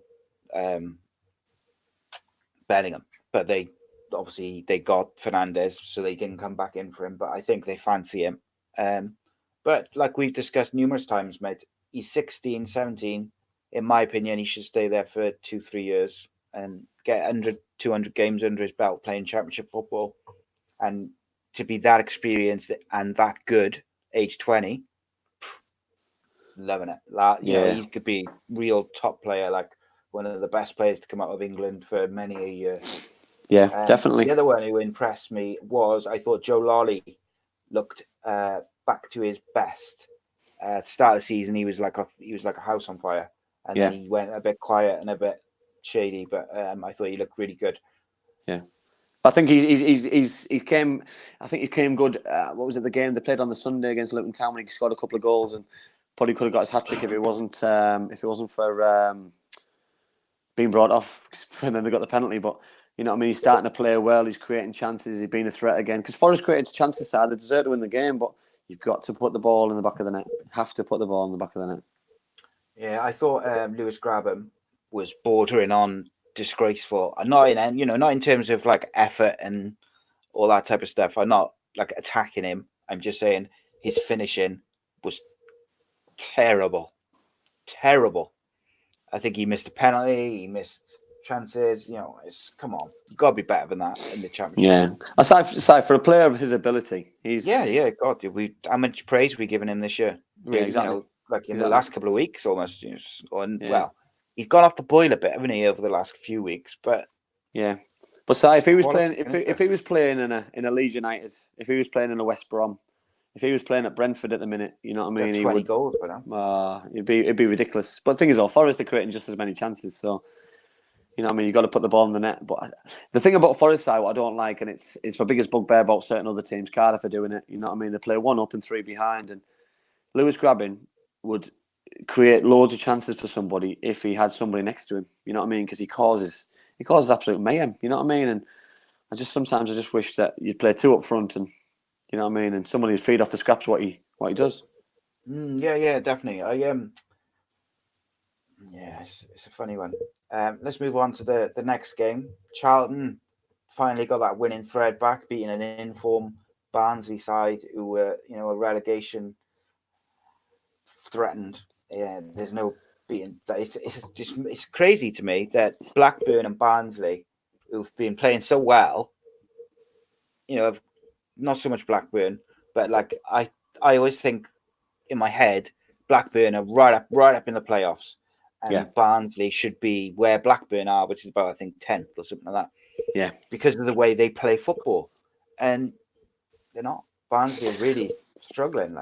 Yeah, well, to be fair, I think, especially this game, I think Lee Bowyer needed this result so bad. You know what I mean? It coincides. He starts live, Taylor. What happens? Scores after 9 minutes. And you know what I mean? His cream always rises, Si. You know what I mean? He's a good player. You know what I mean? Barnsley created chances like they always do. 16 attempts on goal again. They dominated the game for possession, but Charlton showed the form what they showed at the start of the season. You know what I mean? When they played Cardiff at home, 2-0 goal, 2-0 up at half time. You know what I mean? But this time they saw the game out, where in previous weeks that's been their biggest problem. They go ahead and the leak late goals, and you know what I mean? I'm pleased for Lee Bowyer because I was a little bit worried about the way that they were going, because they were dropping down like a stone, and obviously Huddersfield picked results up, Stoke are picking up. Wigan won obviously at the weekend, and if they'd have lost against Barnsley there, they'd have been on 30 points and they'll have been 1 point above relegation. So it was a huge result for the Valley, huge result for Lee Bowyer, and hopefully they can kick on now, because we were so impressed with them side at the start of the season, and you know what I mean.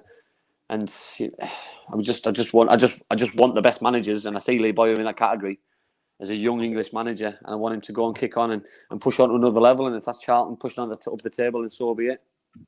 I put it to you again, mate. I think we've discussed it before, but I put it to you again. Was he distracted by the Cardiff City speculation and rumoured job offer? Oh, there's got to be something, side, because it just coincided with them having a massive blip in form, and you know what I mean, because they were doing so well, and then all of a sudden they dropped like a stone, and almost as if he had said goodbye to his players.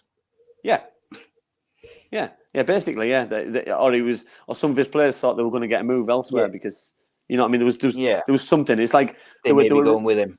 The players were running through a brick wall. for weeks and weeks and weeks and weeks and weeks, and then all of a sudden it stopped. So you do the maths. It just wasn't. It just didn't look right for me. It didn't sit right. It didn't look right, and but hopefully they can kick on, because I'd be devastated for Lee Bowyer if they got relegated, because you know what I mean, for the start of the season, he doesn't deserve that. Yeah, for the start of the season, he deserves to be staying in the Championship and kicking on next season and pushing towards the playoffs. Yeah, I mean, we talked about how good tactically he is, you know, adapting and changing to different teams and different scenarios, and it'd be disappointing if he was to go down. Woodrow, I thought, was excellent again, and Jacob Brown. Oof, what a player, mate! Yeah, How old is Jacob Brown? Well, I'll find out for you right now. I think he's young, isn't he? Doesn't give his age, doesn't he? Doesn't give his age. I think he's only a young lad, yeah. But he's played a lot of games this season, size. You know what I mean? So, but this is my only concern, side with Barnsley, is if things don't work out the way that has been working out, that they're going to lose some of the best players. You know what I mean? Because they want to stay in the Championship, and if they do go down, like it does look like they probably will. You know what I mean? The Corley Woodrows, the Chaplins, I think's been excellent. You know what I mean? I thought Brown was excellent. Mowatt's been outstanding for long periods of season. You know what I mean? But defensively, they deserve what they get, because you know what I mean. I think it's ever since I praised them for keeping a record amount of clean sheets last season that they've let in a ton of goals. And you know what I mean, the league tables don't lie, because when you let in 56 goals this season, Si, you know what I mean, there's only Luton behind you. Then you've got nobody. You know, nobody to blame but yourself. Yeah, definitely, mate. I'd be interested to see if they can hold on to Jacob Brown in the summer. Because Premier League teams, they like picking up the just me and you just both saw the same comment then. Sophie, putting us off, man. I know. Distraction technique. Yeah, I'd be interested to see if they can hold on to the old Jacob Brown. Yeah. So next up, Fulham 3, Huddersfield 2. She completely distracted both of us. She did. Just to get back onto the football. We've I certainly went with Fulham this season. I thought Fulham were destined to go up. I looked at the team. I looked at the players, and on Saturday for long periods, I just couldn't believe what I was watching, because going forward they were absolutely fantastic. And Mitrovic leading the line like I know he can. You've got Tom Kearney coming from midfield scoring goals. I thought Bobby Reid's goal was just out of this world, and just sets a tone. And when you've got somebody with that X factor, with that different way of playing, you know what I mean? Knockout, he likes to get the ball close to his feet and probably take his time and getting into the box in his own time. But Bobby Reid took the ball really well on the left hand side, but drove as fast as he could and beat a couple of players and bent the ball in the top corner. I thought Kearney's goal was excellent. Mitrovic drove into the near post, and by the time you know it, half an hour gone, you're 3-0 ahead, and it's game over. Or should have been game over. But then all of a sudden, you know what I mean, you're letting a couple of sloppy goals, and for Fulham's defensive record, you won't have been happy with it at all, because that game should have been probably 3, 4, 5, and 6 the way that it was going. And Huddersfield got themselves back into it with a couple of goals before half time, but then after the second half, it was probably a little bit of a damn squid that, you know what I mean, not a lot happened, especially for Fulham, that Huddersfield went for it a little bit and had a couple of half chances going forward. But it just shows how far Huddersfield have came though, side, because at the start of the season that would have been an embarrassing scoreline. It probably would have been 6 or 7, and players will have given up. But he's given them an opportunity to kick on now. You know what I mean? I believe they'll stay up, because he's the window and before the window, the players that he's brought in defensively, offensively, he's given them a good opportunity to progress over the next couple of seasons. So, you know what I mean? But you got to Fulham. If they'd have been offered probably a 3-2 defeat at the start of the game, they'll have probably took it, because it's not an easy place to go to, Craven Cottage, especially with the kind of players that we've just mentioned there. And not many teams will go there and get a result. But, you know what I mean? Leeds will be worried, because Fulham are on a little bit of a good run. Scotty Parker's got them going a little bit. They go to Blackburn, which is a huge game, and then they go to Millwall local derby. But then they play Barnsley at home. So the next 3 games for Fulham, if they can get themselves in the top 2, I think it'll be hard for them to be caught for me, because I've said all season they'll go up, and I'm not really going to change that. Yeah, I agree. Quick question for people watching. Uh, who do you think had the best transfer window in the January in the Championship? The reason I ask that is because someone has asked Andy that for the end of the show, and I want to see what people think as opposed to what Andy thinks. How did your team's transfer window go? I tell you what I thought was unbelievable in this game was Tom Kearney. Yeah. Kearney. It's so To be good. fair, He's side, delicious. it, Out of this world. it was a season that they won in the playoff final side against was it Villa they beat 1-0 and he scored the winning goal from midfield and he just impresses me every time I see him play. I thought he struggled a little bit in the Premier League. I didn't think he got the grips of it and was dominated a little bit for long periods in games and didn't play as many games as he wanted. But in the Championship side, he just finds it so easy and his just technique is second to none. You know what I mean. His delivery, he scores goals, his creativity, and especially at Craven Cottage side, he just seems to be a joy to watch and just seems to love playing his football there because he just seems to always be on the end of something and scores regular goals and you know, I mean, it's going to be difficult to stop them. I'll be honest, really difficult to stop them. Absolutely, mate. It definitely will. I'm still not sure about Fulham, but they are on a run. There's no doubt in that.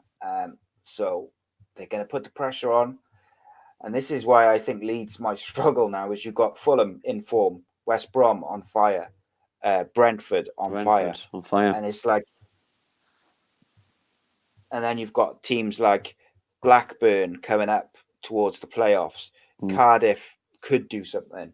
Who was there? Preston still around the playoffs. We look at last season's side. Last season, what they got? Leeds got beat by Derby County in the playoffs, and Derby finished sixth. You know what I mean? So teams aren't scared to go to Leeds. You know what I mean? No. If you're going there, with confidence, then you know what I mean. You're not scared. It doesn't matter where you go. You know what I mean? And if you lose out from getting in the top two and end up in the playoffs, you're not going into the playoffs full of confidence and. You know what I mean, and you don't want to face that team who finishes sixth because it's just a danger game, a really danger game, and Leeds want to be very careful of that because they know exactly what they're walking into because they've done it for the last couple of seasons. Indeed. Okay, let's talk about the mighty Boro. The Boro.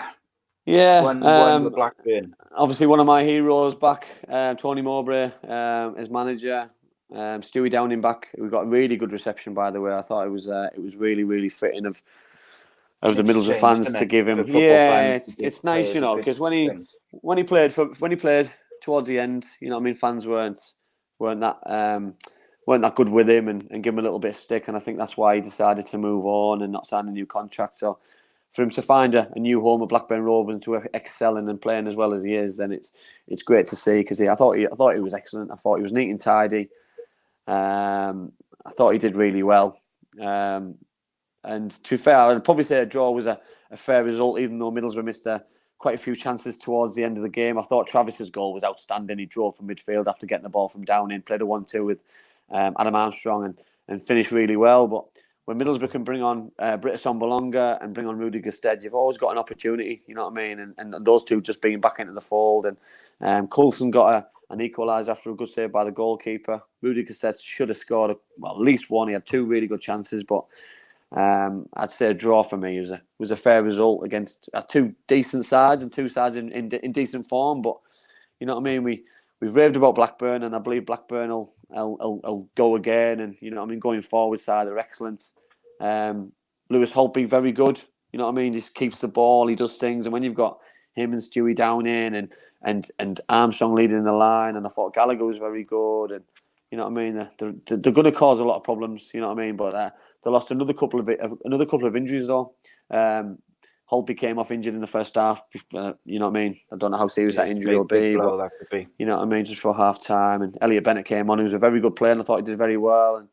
But you just need to be very careful with injuries and stuff because you know what I mean. This time of the year, with the window shut now, you can't go out and go and buy a player. But a draw, fair result. It continues Middlesbrough's run. Disappointed not to win it, but I think they'll be all right with it and they'll kick on. And Blackburn will be disappointed not to carry their winning run going, but they'll take a point away from home. Yeah, and the other thing is I think Blackburn have managed the kind of losing. What's his name? I can't remember. Adam Reach. Not Adam Reach. Yeah, no. It was Bradley Dack. Jesus, Bradley sorry, I Dack, get yeah. on the names. But they've managed losing him to injury really well. Yeah. Because they've kept up their good form. So I think from that perspective, I think they've done very well. One thing I do think they cannot afford to have Hope be out for any length of time because he's been a real player for them in the middle of the park. But they just done good on a shoestring budget. Really. Yeah, I know. Boro really seem to have got it together. You know, they've been very good for the probably just before Christmas. I think they started to pick up.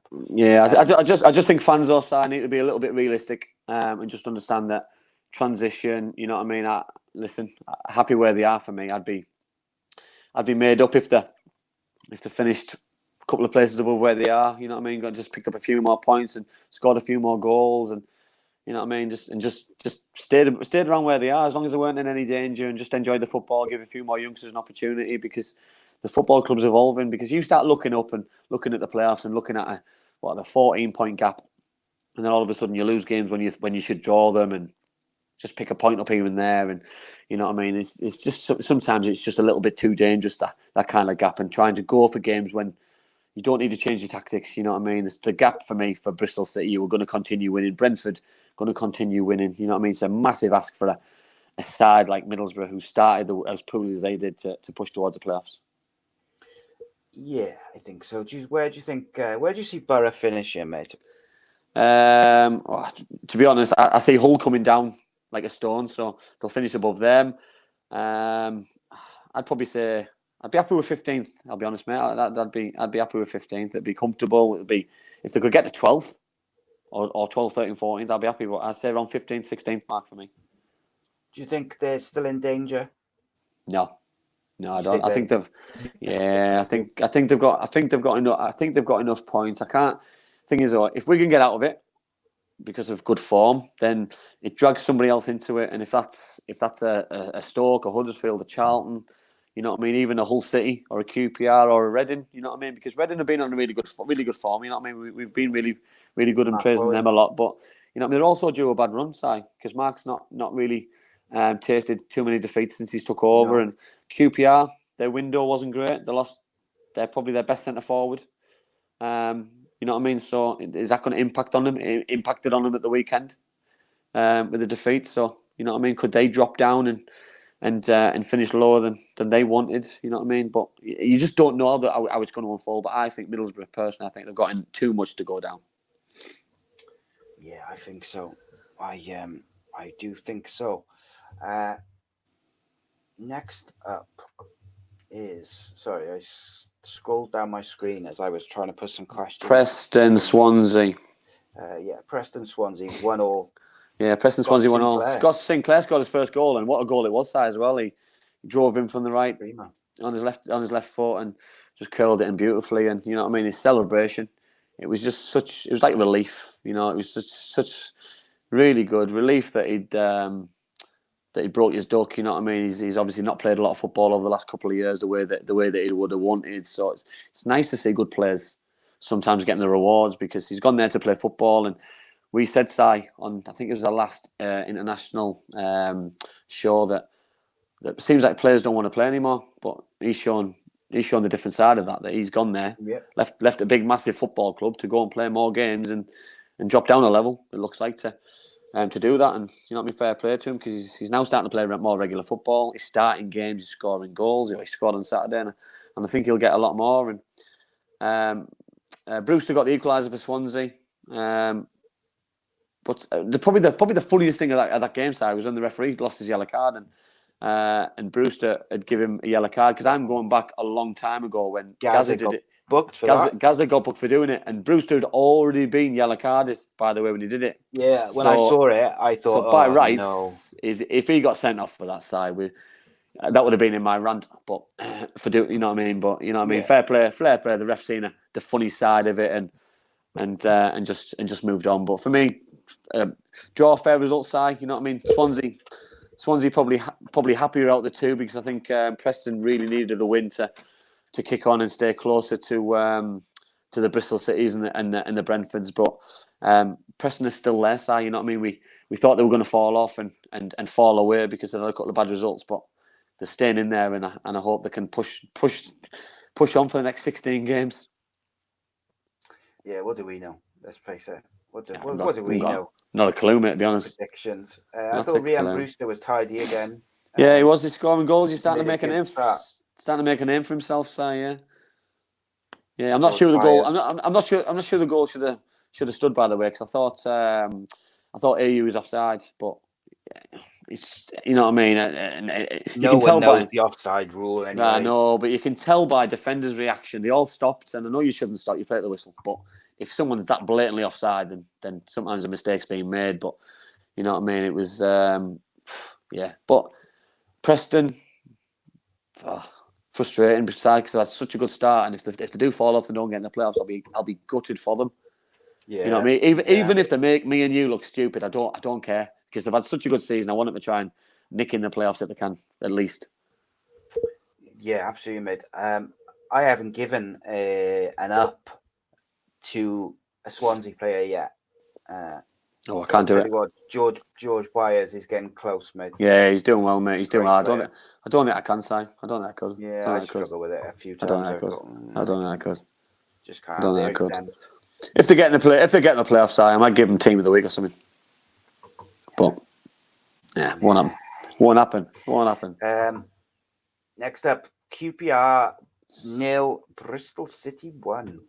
Well, I've just mentioned it there, Si, about you lose your best player, and obviously the dynamics of your football club can change a little bit because you've got a player who, and it was Sod's Law, by the way, that the player against the side that he goes and signs for, and he was on the bench against him, and he comes on, and you know what I mean, that they base their team and their play around playing a certain way, and Naki Wells was obviously a big player for QPR, and then all of a sudden to lose him.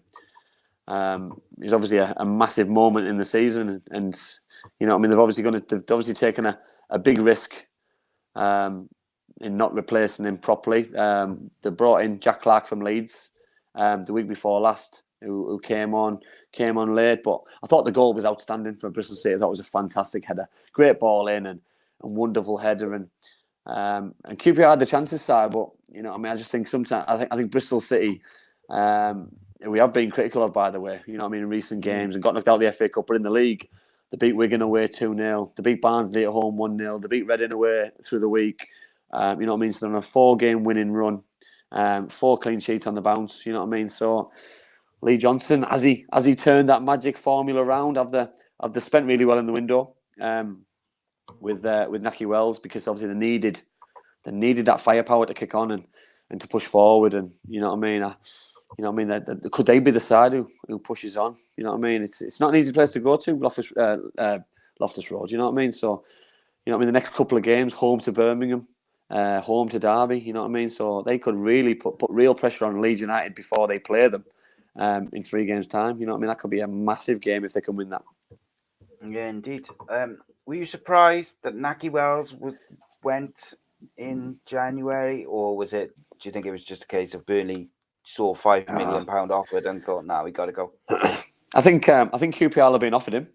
I think QPR have probably had first dabs on the deal, and probably saw the deal as a no. You know what I mean? £5 million side for a club like QPR is a lot of money, but Bristol City seem to have a lot of money this season, and they spent quite a lot in the summer. They're spending a lot, obviously, throughout the season as well by being able to do that. But you can't fault Burnley. You know what I mean? He's gone on loan, so he's not in their plans. And somebody comes in with a £5 million offer, so you've got to accept it. So, you know what I mean? It's just really bad timing for QPR's point of view. But for Bristol City, they've got themselves a very good player. And if they can get them in the playoffs or better, then it's money well spent, because it's a £5 million. It's a snip in terms of if that can get them towards the Premier League, then £5 million is absolutely nothing. Yeah, boy. And it was just 1 game left, mate. And then we're through. Sheffield Wednesday 0, Millwall 0, and it was not. Oh, it wasn't a classic side. No, it wasn't a classic. But at the same time, I'm really, really confused with, you know what I mean. obviously Sheffield Wednesday are missing players. They're missing Stephen Fletcher massively. One of the lads missing Jordan Rhodes. You know what I mean? The Sam Winnells played a lot of football, but didn't play at the weekend. He was sub. They went for Adam Reach up top with Nahu.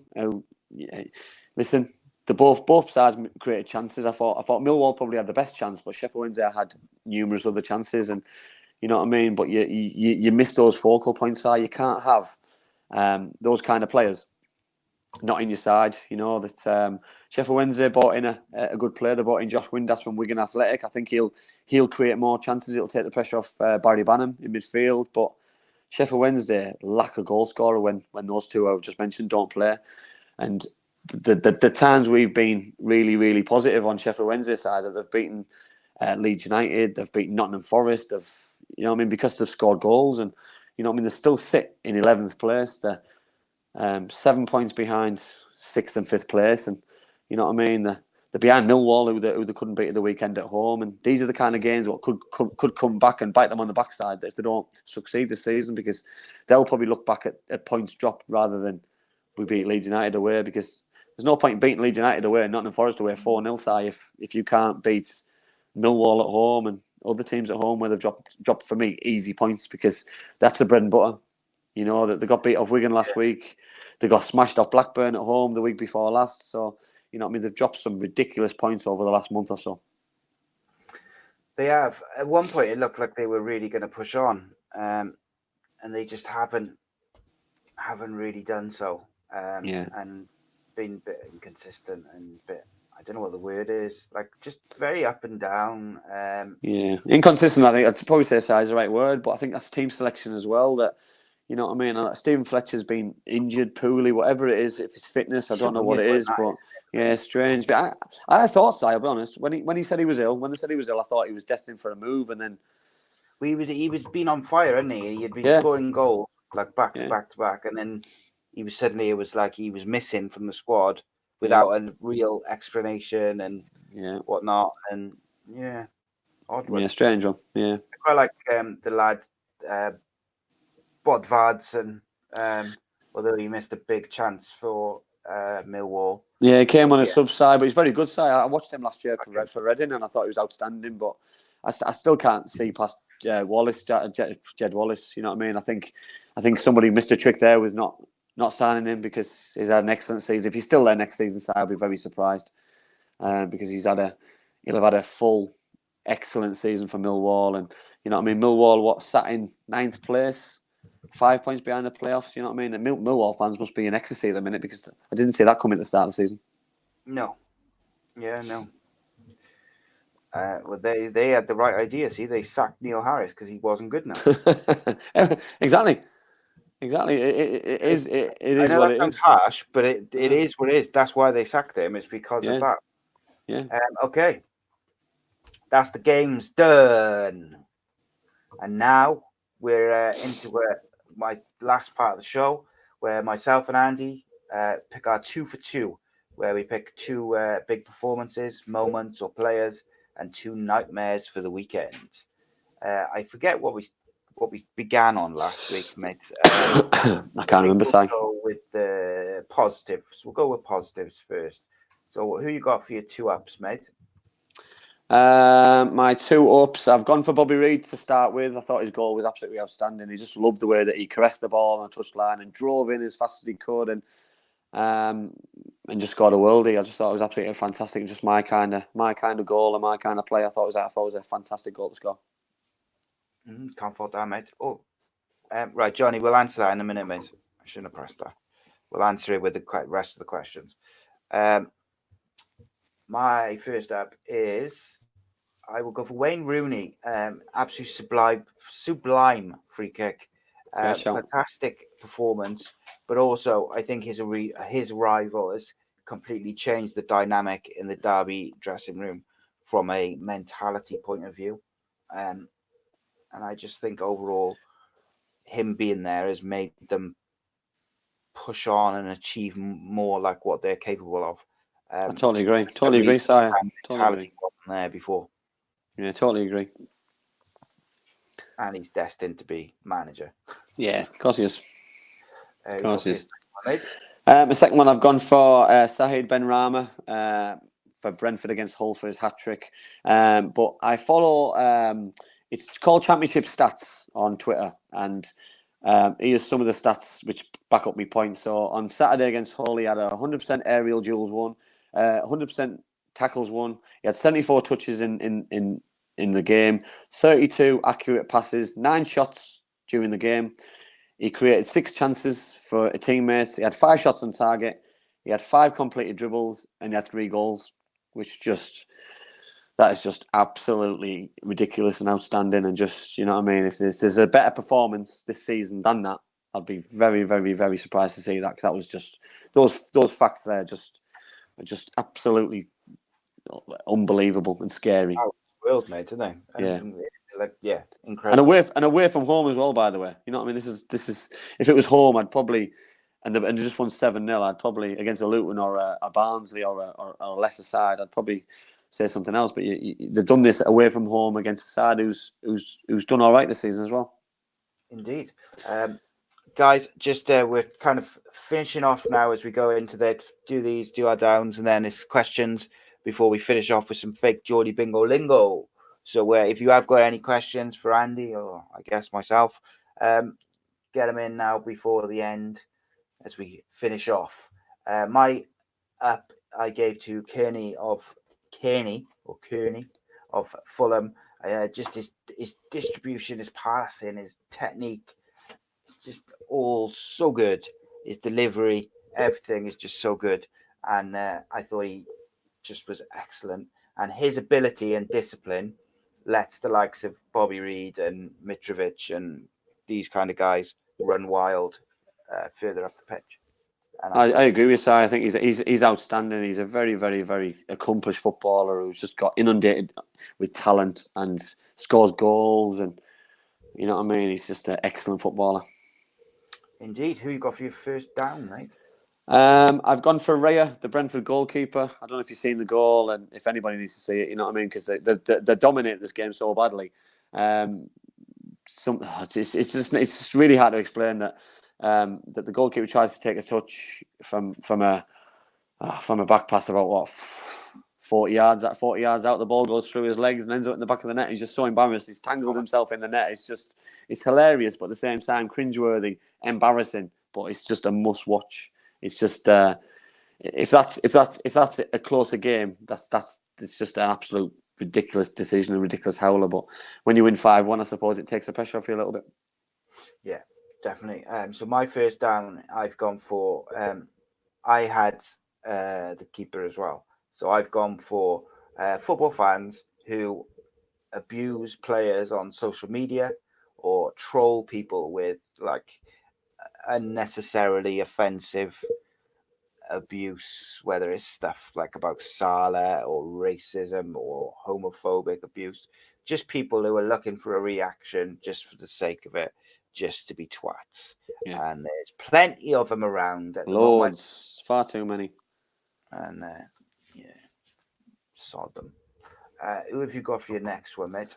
I've gone for Lewis Grabbin. He missed a penalty. He missed at least two sitters and another good opportunity. And somebody of his ability to not have put any of them to bed is just a really, really, really bad day at the office. And it cost Nottingham Forest in the end. You know, it cost them at least a point, but for me, it probably cost them all 3 because the penalty would have put them 2 ahead, and Scott Hogan then probably wouldn't have equalised. So it was a big pivotal part of the game. So Lewis Grabbin for me.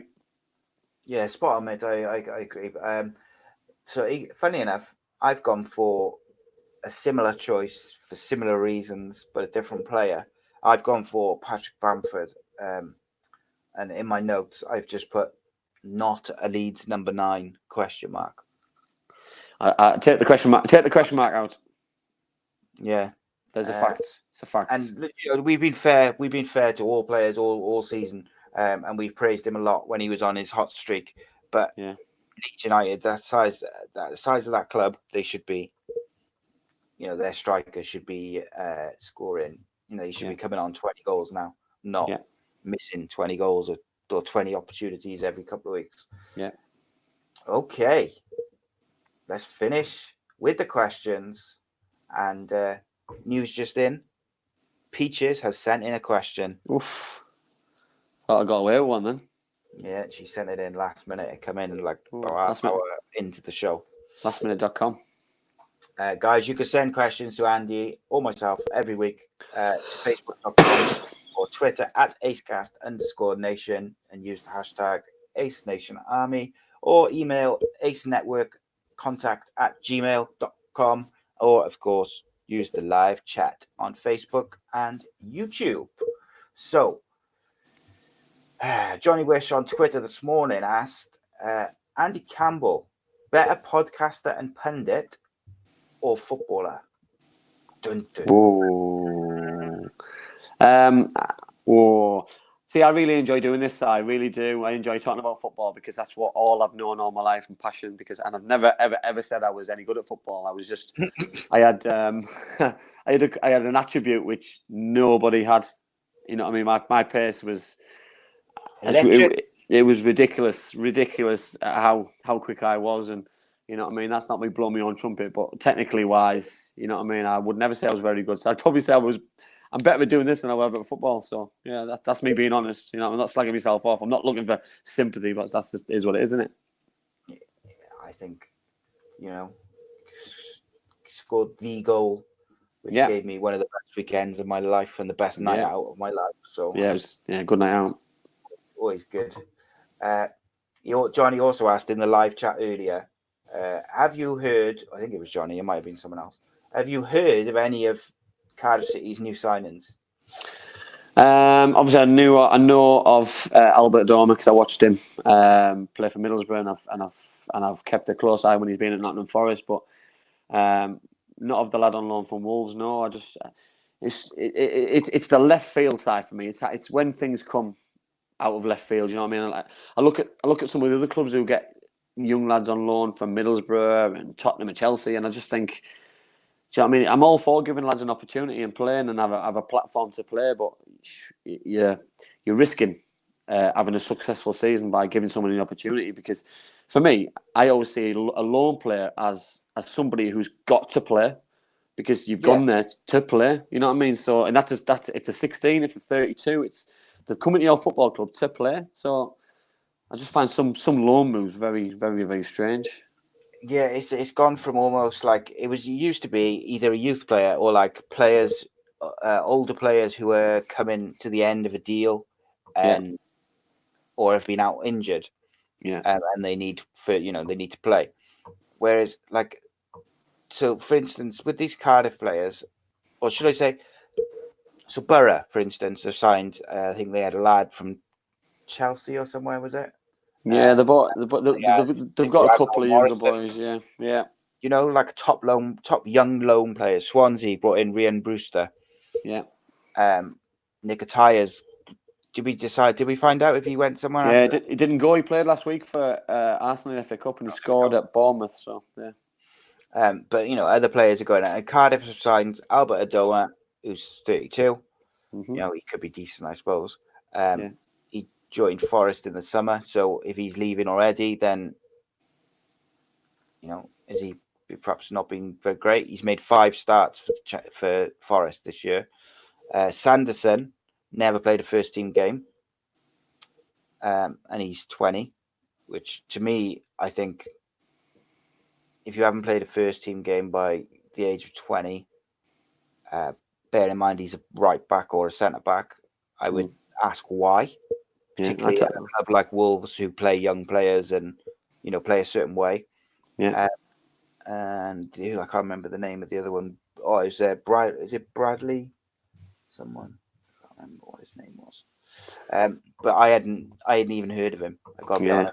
I totally agree. So I find the loan market really strange because you've got these players who are at Premier League clubs who can't get in for whatever reason because the 25-man squad thing, and they're not classed as good enough for that team, which is fine, which is fair enough. But for me, if they're not good enough for Wolves, why does the Wolves manager think he's good enough for Cardiff City? Do you know what I mean? It's a strange one. I do find it pretty Pretty strange, but it's down to The other down to thing, opinions, sorry, I guess. I was going to say the other thing is they signed Sanderson on loan from Wolves, who's age 20, but they've also signed Brad Smith on loan from Bournemouth, both fullbacks. Yeah. So, like again, it stinks of lack of organisation and lack of preparation on Cardiff City's front. They don't seem to be.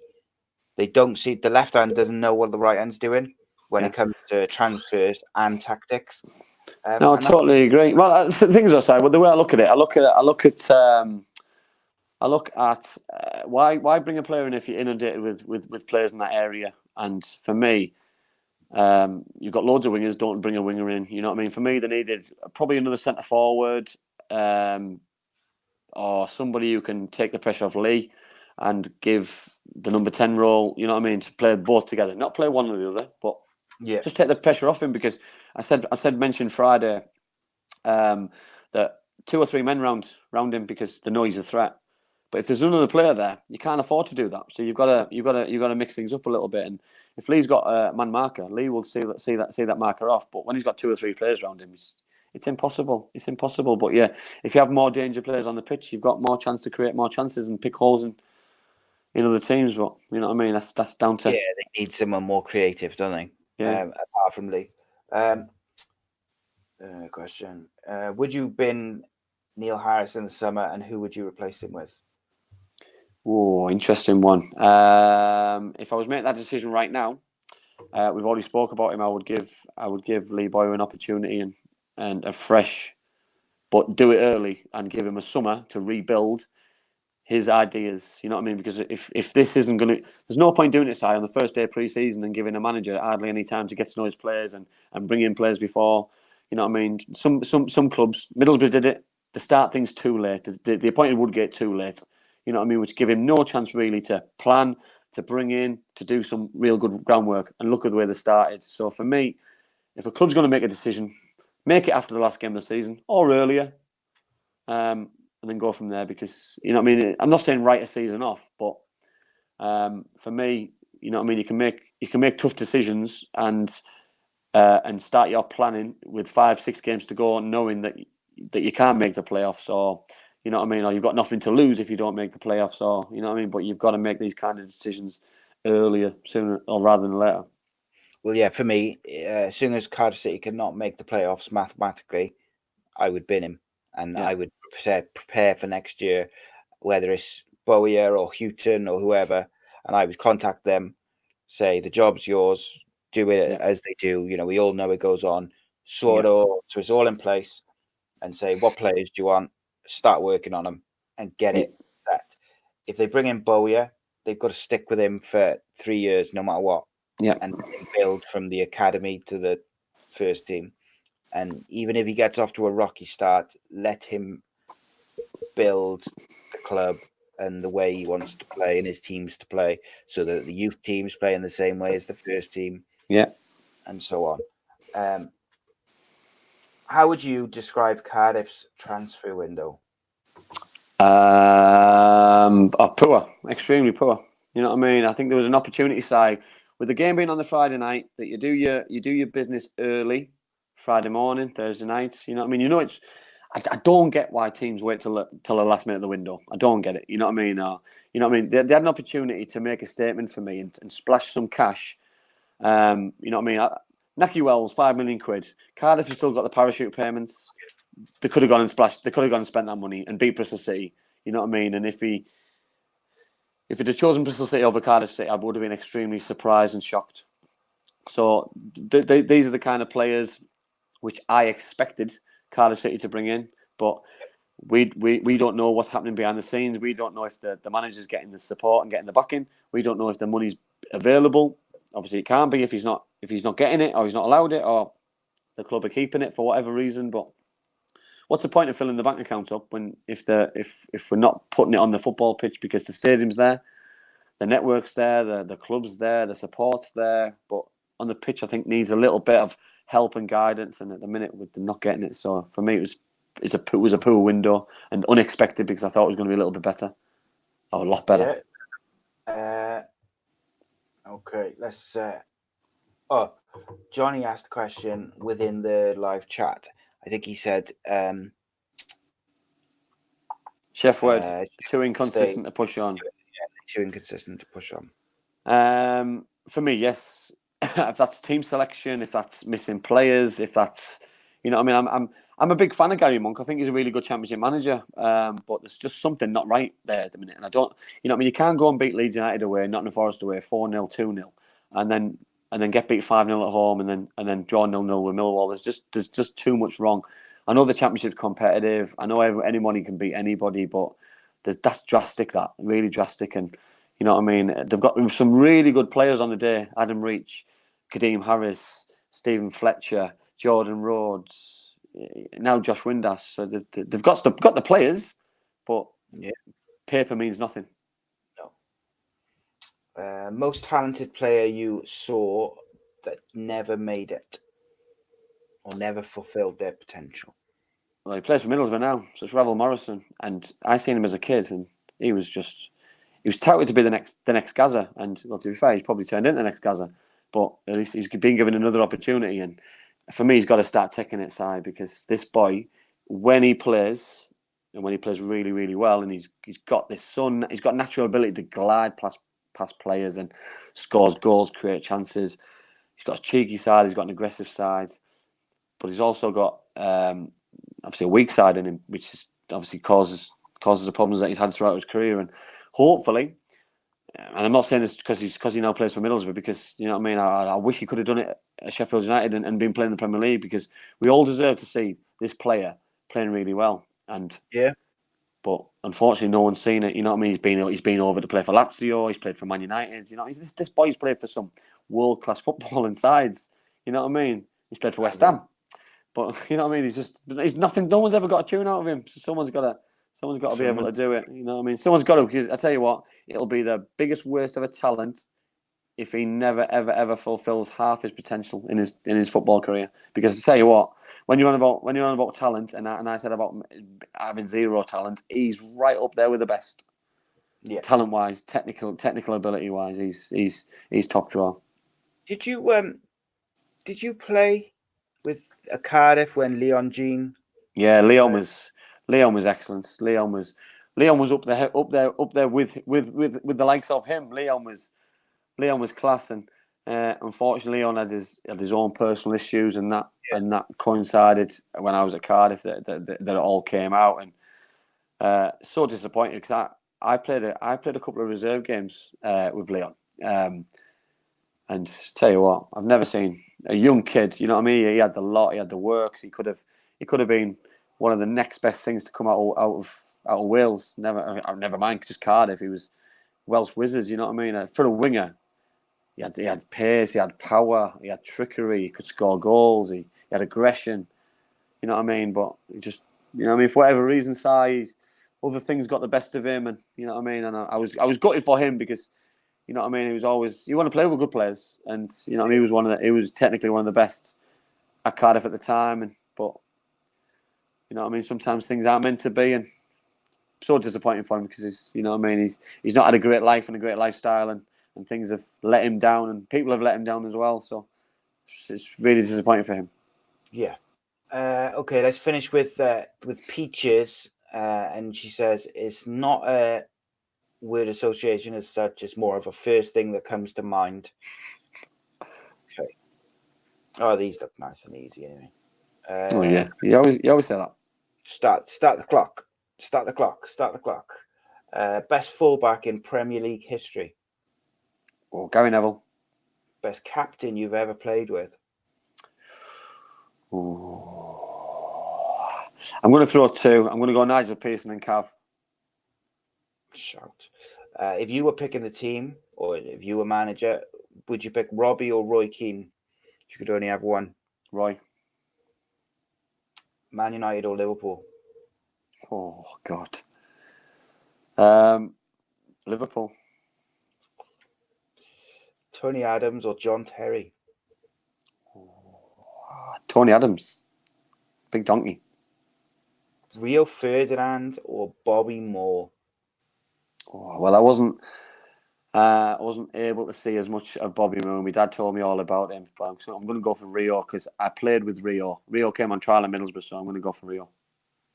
Rolls Royce of a defender. Yeah, frightening. I think he's Bear quite in mind, underrated. Si, he came to Middlesbrough as a centre forward, by the way, and he was Did he? just different class. He came on trial and scored 3, got offered a contract straight away, and then turned it down to go to West Ham. I think he's underrated. I do. I think people have forgotten how good he was. World class centre half. He had the lot. He certainly does. Okay, so to finish off, Andy, we will have the greatest segment in podcast, entertainment, TV, radio, anything you could think of, history. The best 10-second segment ever created in the world. I cannot possibly build it up any more than I already have. So, don't let us down. Don't let it be an anticlimax. Because it's like the best thing there's ever been on anything ever. It's the only reason I built a podcast channel and a YouTube channel is just for this segment. Right, here we go then. So I've gone for a bit of football Boro history. So in 1905, the big spend in Middlesbrough spent £1,000, which was a world record fee, by the way, on Alf Common from Sunderland. You know what I mean? My dad wasn't old enough then, but my dad drummed all this history into me, and we always go about big players and stuff. But yeah, for Middlesbrough to bring in the Ravanellis or likes, you know what I mean? It happened years ago, so don't be surprised by Middlesbrough being big spenders because they spent £1,000 on a world record fee of Alf Common in 1905. That's a good one. That's one of I like that one. That's a good one. You lived up to the expectations. I'm glad I did. I was nervous there because I was getting a dry mouth and everything. Yeah. So if for anyone who's new to the show, that's just and up north later this year. Oh, I've disappeared. Yeah, you come back on. Preparing me for my trips to Middlesbrough. Yeah. So I can speak the lingo and I know you'll fit inside. Because somebody put something on earlier in one of the things on the chat about need a shave. I don't know if it's about me or you. I think it's me. Probably. You have to have a beard to get in now. Beard to get in anywhere. Manly beard. Mine's just a fake one. I've had my haircut and a beard, especially for the live show today. Yeah, I've had my hair's just falling out, I think. Okay, guys, thank you all for joining us, and it's much appreciated. All the people on Facebook Live, all the people on YouTube, great stuff. Lovely to see all those comments and everything. It's been cool interacting with you all. Follow Andy on Twitter at Andy Campbell 32. Follow me at ACEcast_nation, Facebook.com/ACEcastNation. And please subscribe to the YouTube channel, YouTube.com/AcePodcastNation, and click that bell so you get notifications every time we upload or go live, because that is really the best way to support us as a show. All shows in video format at YouTube and audio at Spotify, Stitcher, iHeartRadio, Google Podcasts, all the podcasting apps. Football fans, Cardiff City fans, check out our interviews with the author of The Killing of Emiliano Sala. Very, very interesting book full of details and facts, and will certainly open some eyes. Harry Harris, he's a respected investigative journalist and author who's written for all sorts of publications, including The Telegraph and The Guardian and all this sort of stuff. He's been on Sky and TalkSport and BT and everywhere. He gave me 2 hours of his time. He didn't shy away from any questions. He answered everything. He explained the title, and we talked about it all. He also came back on last week to discuss the allegations and the file being sent off by Cardiff. And I'm hoping to have him back on this week for a quick show to discuss Mehmet Dalman's meeting with the media. I recorded a show yesterday with UFC's newest signing and current Cage Warriors lightweight champion, Modestas Bukaskash. Can't pronounce his name.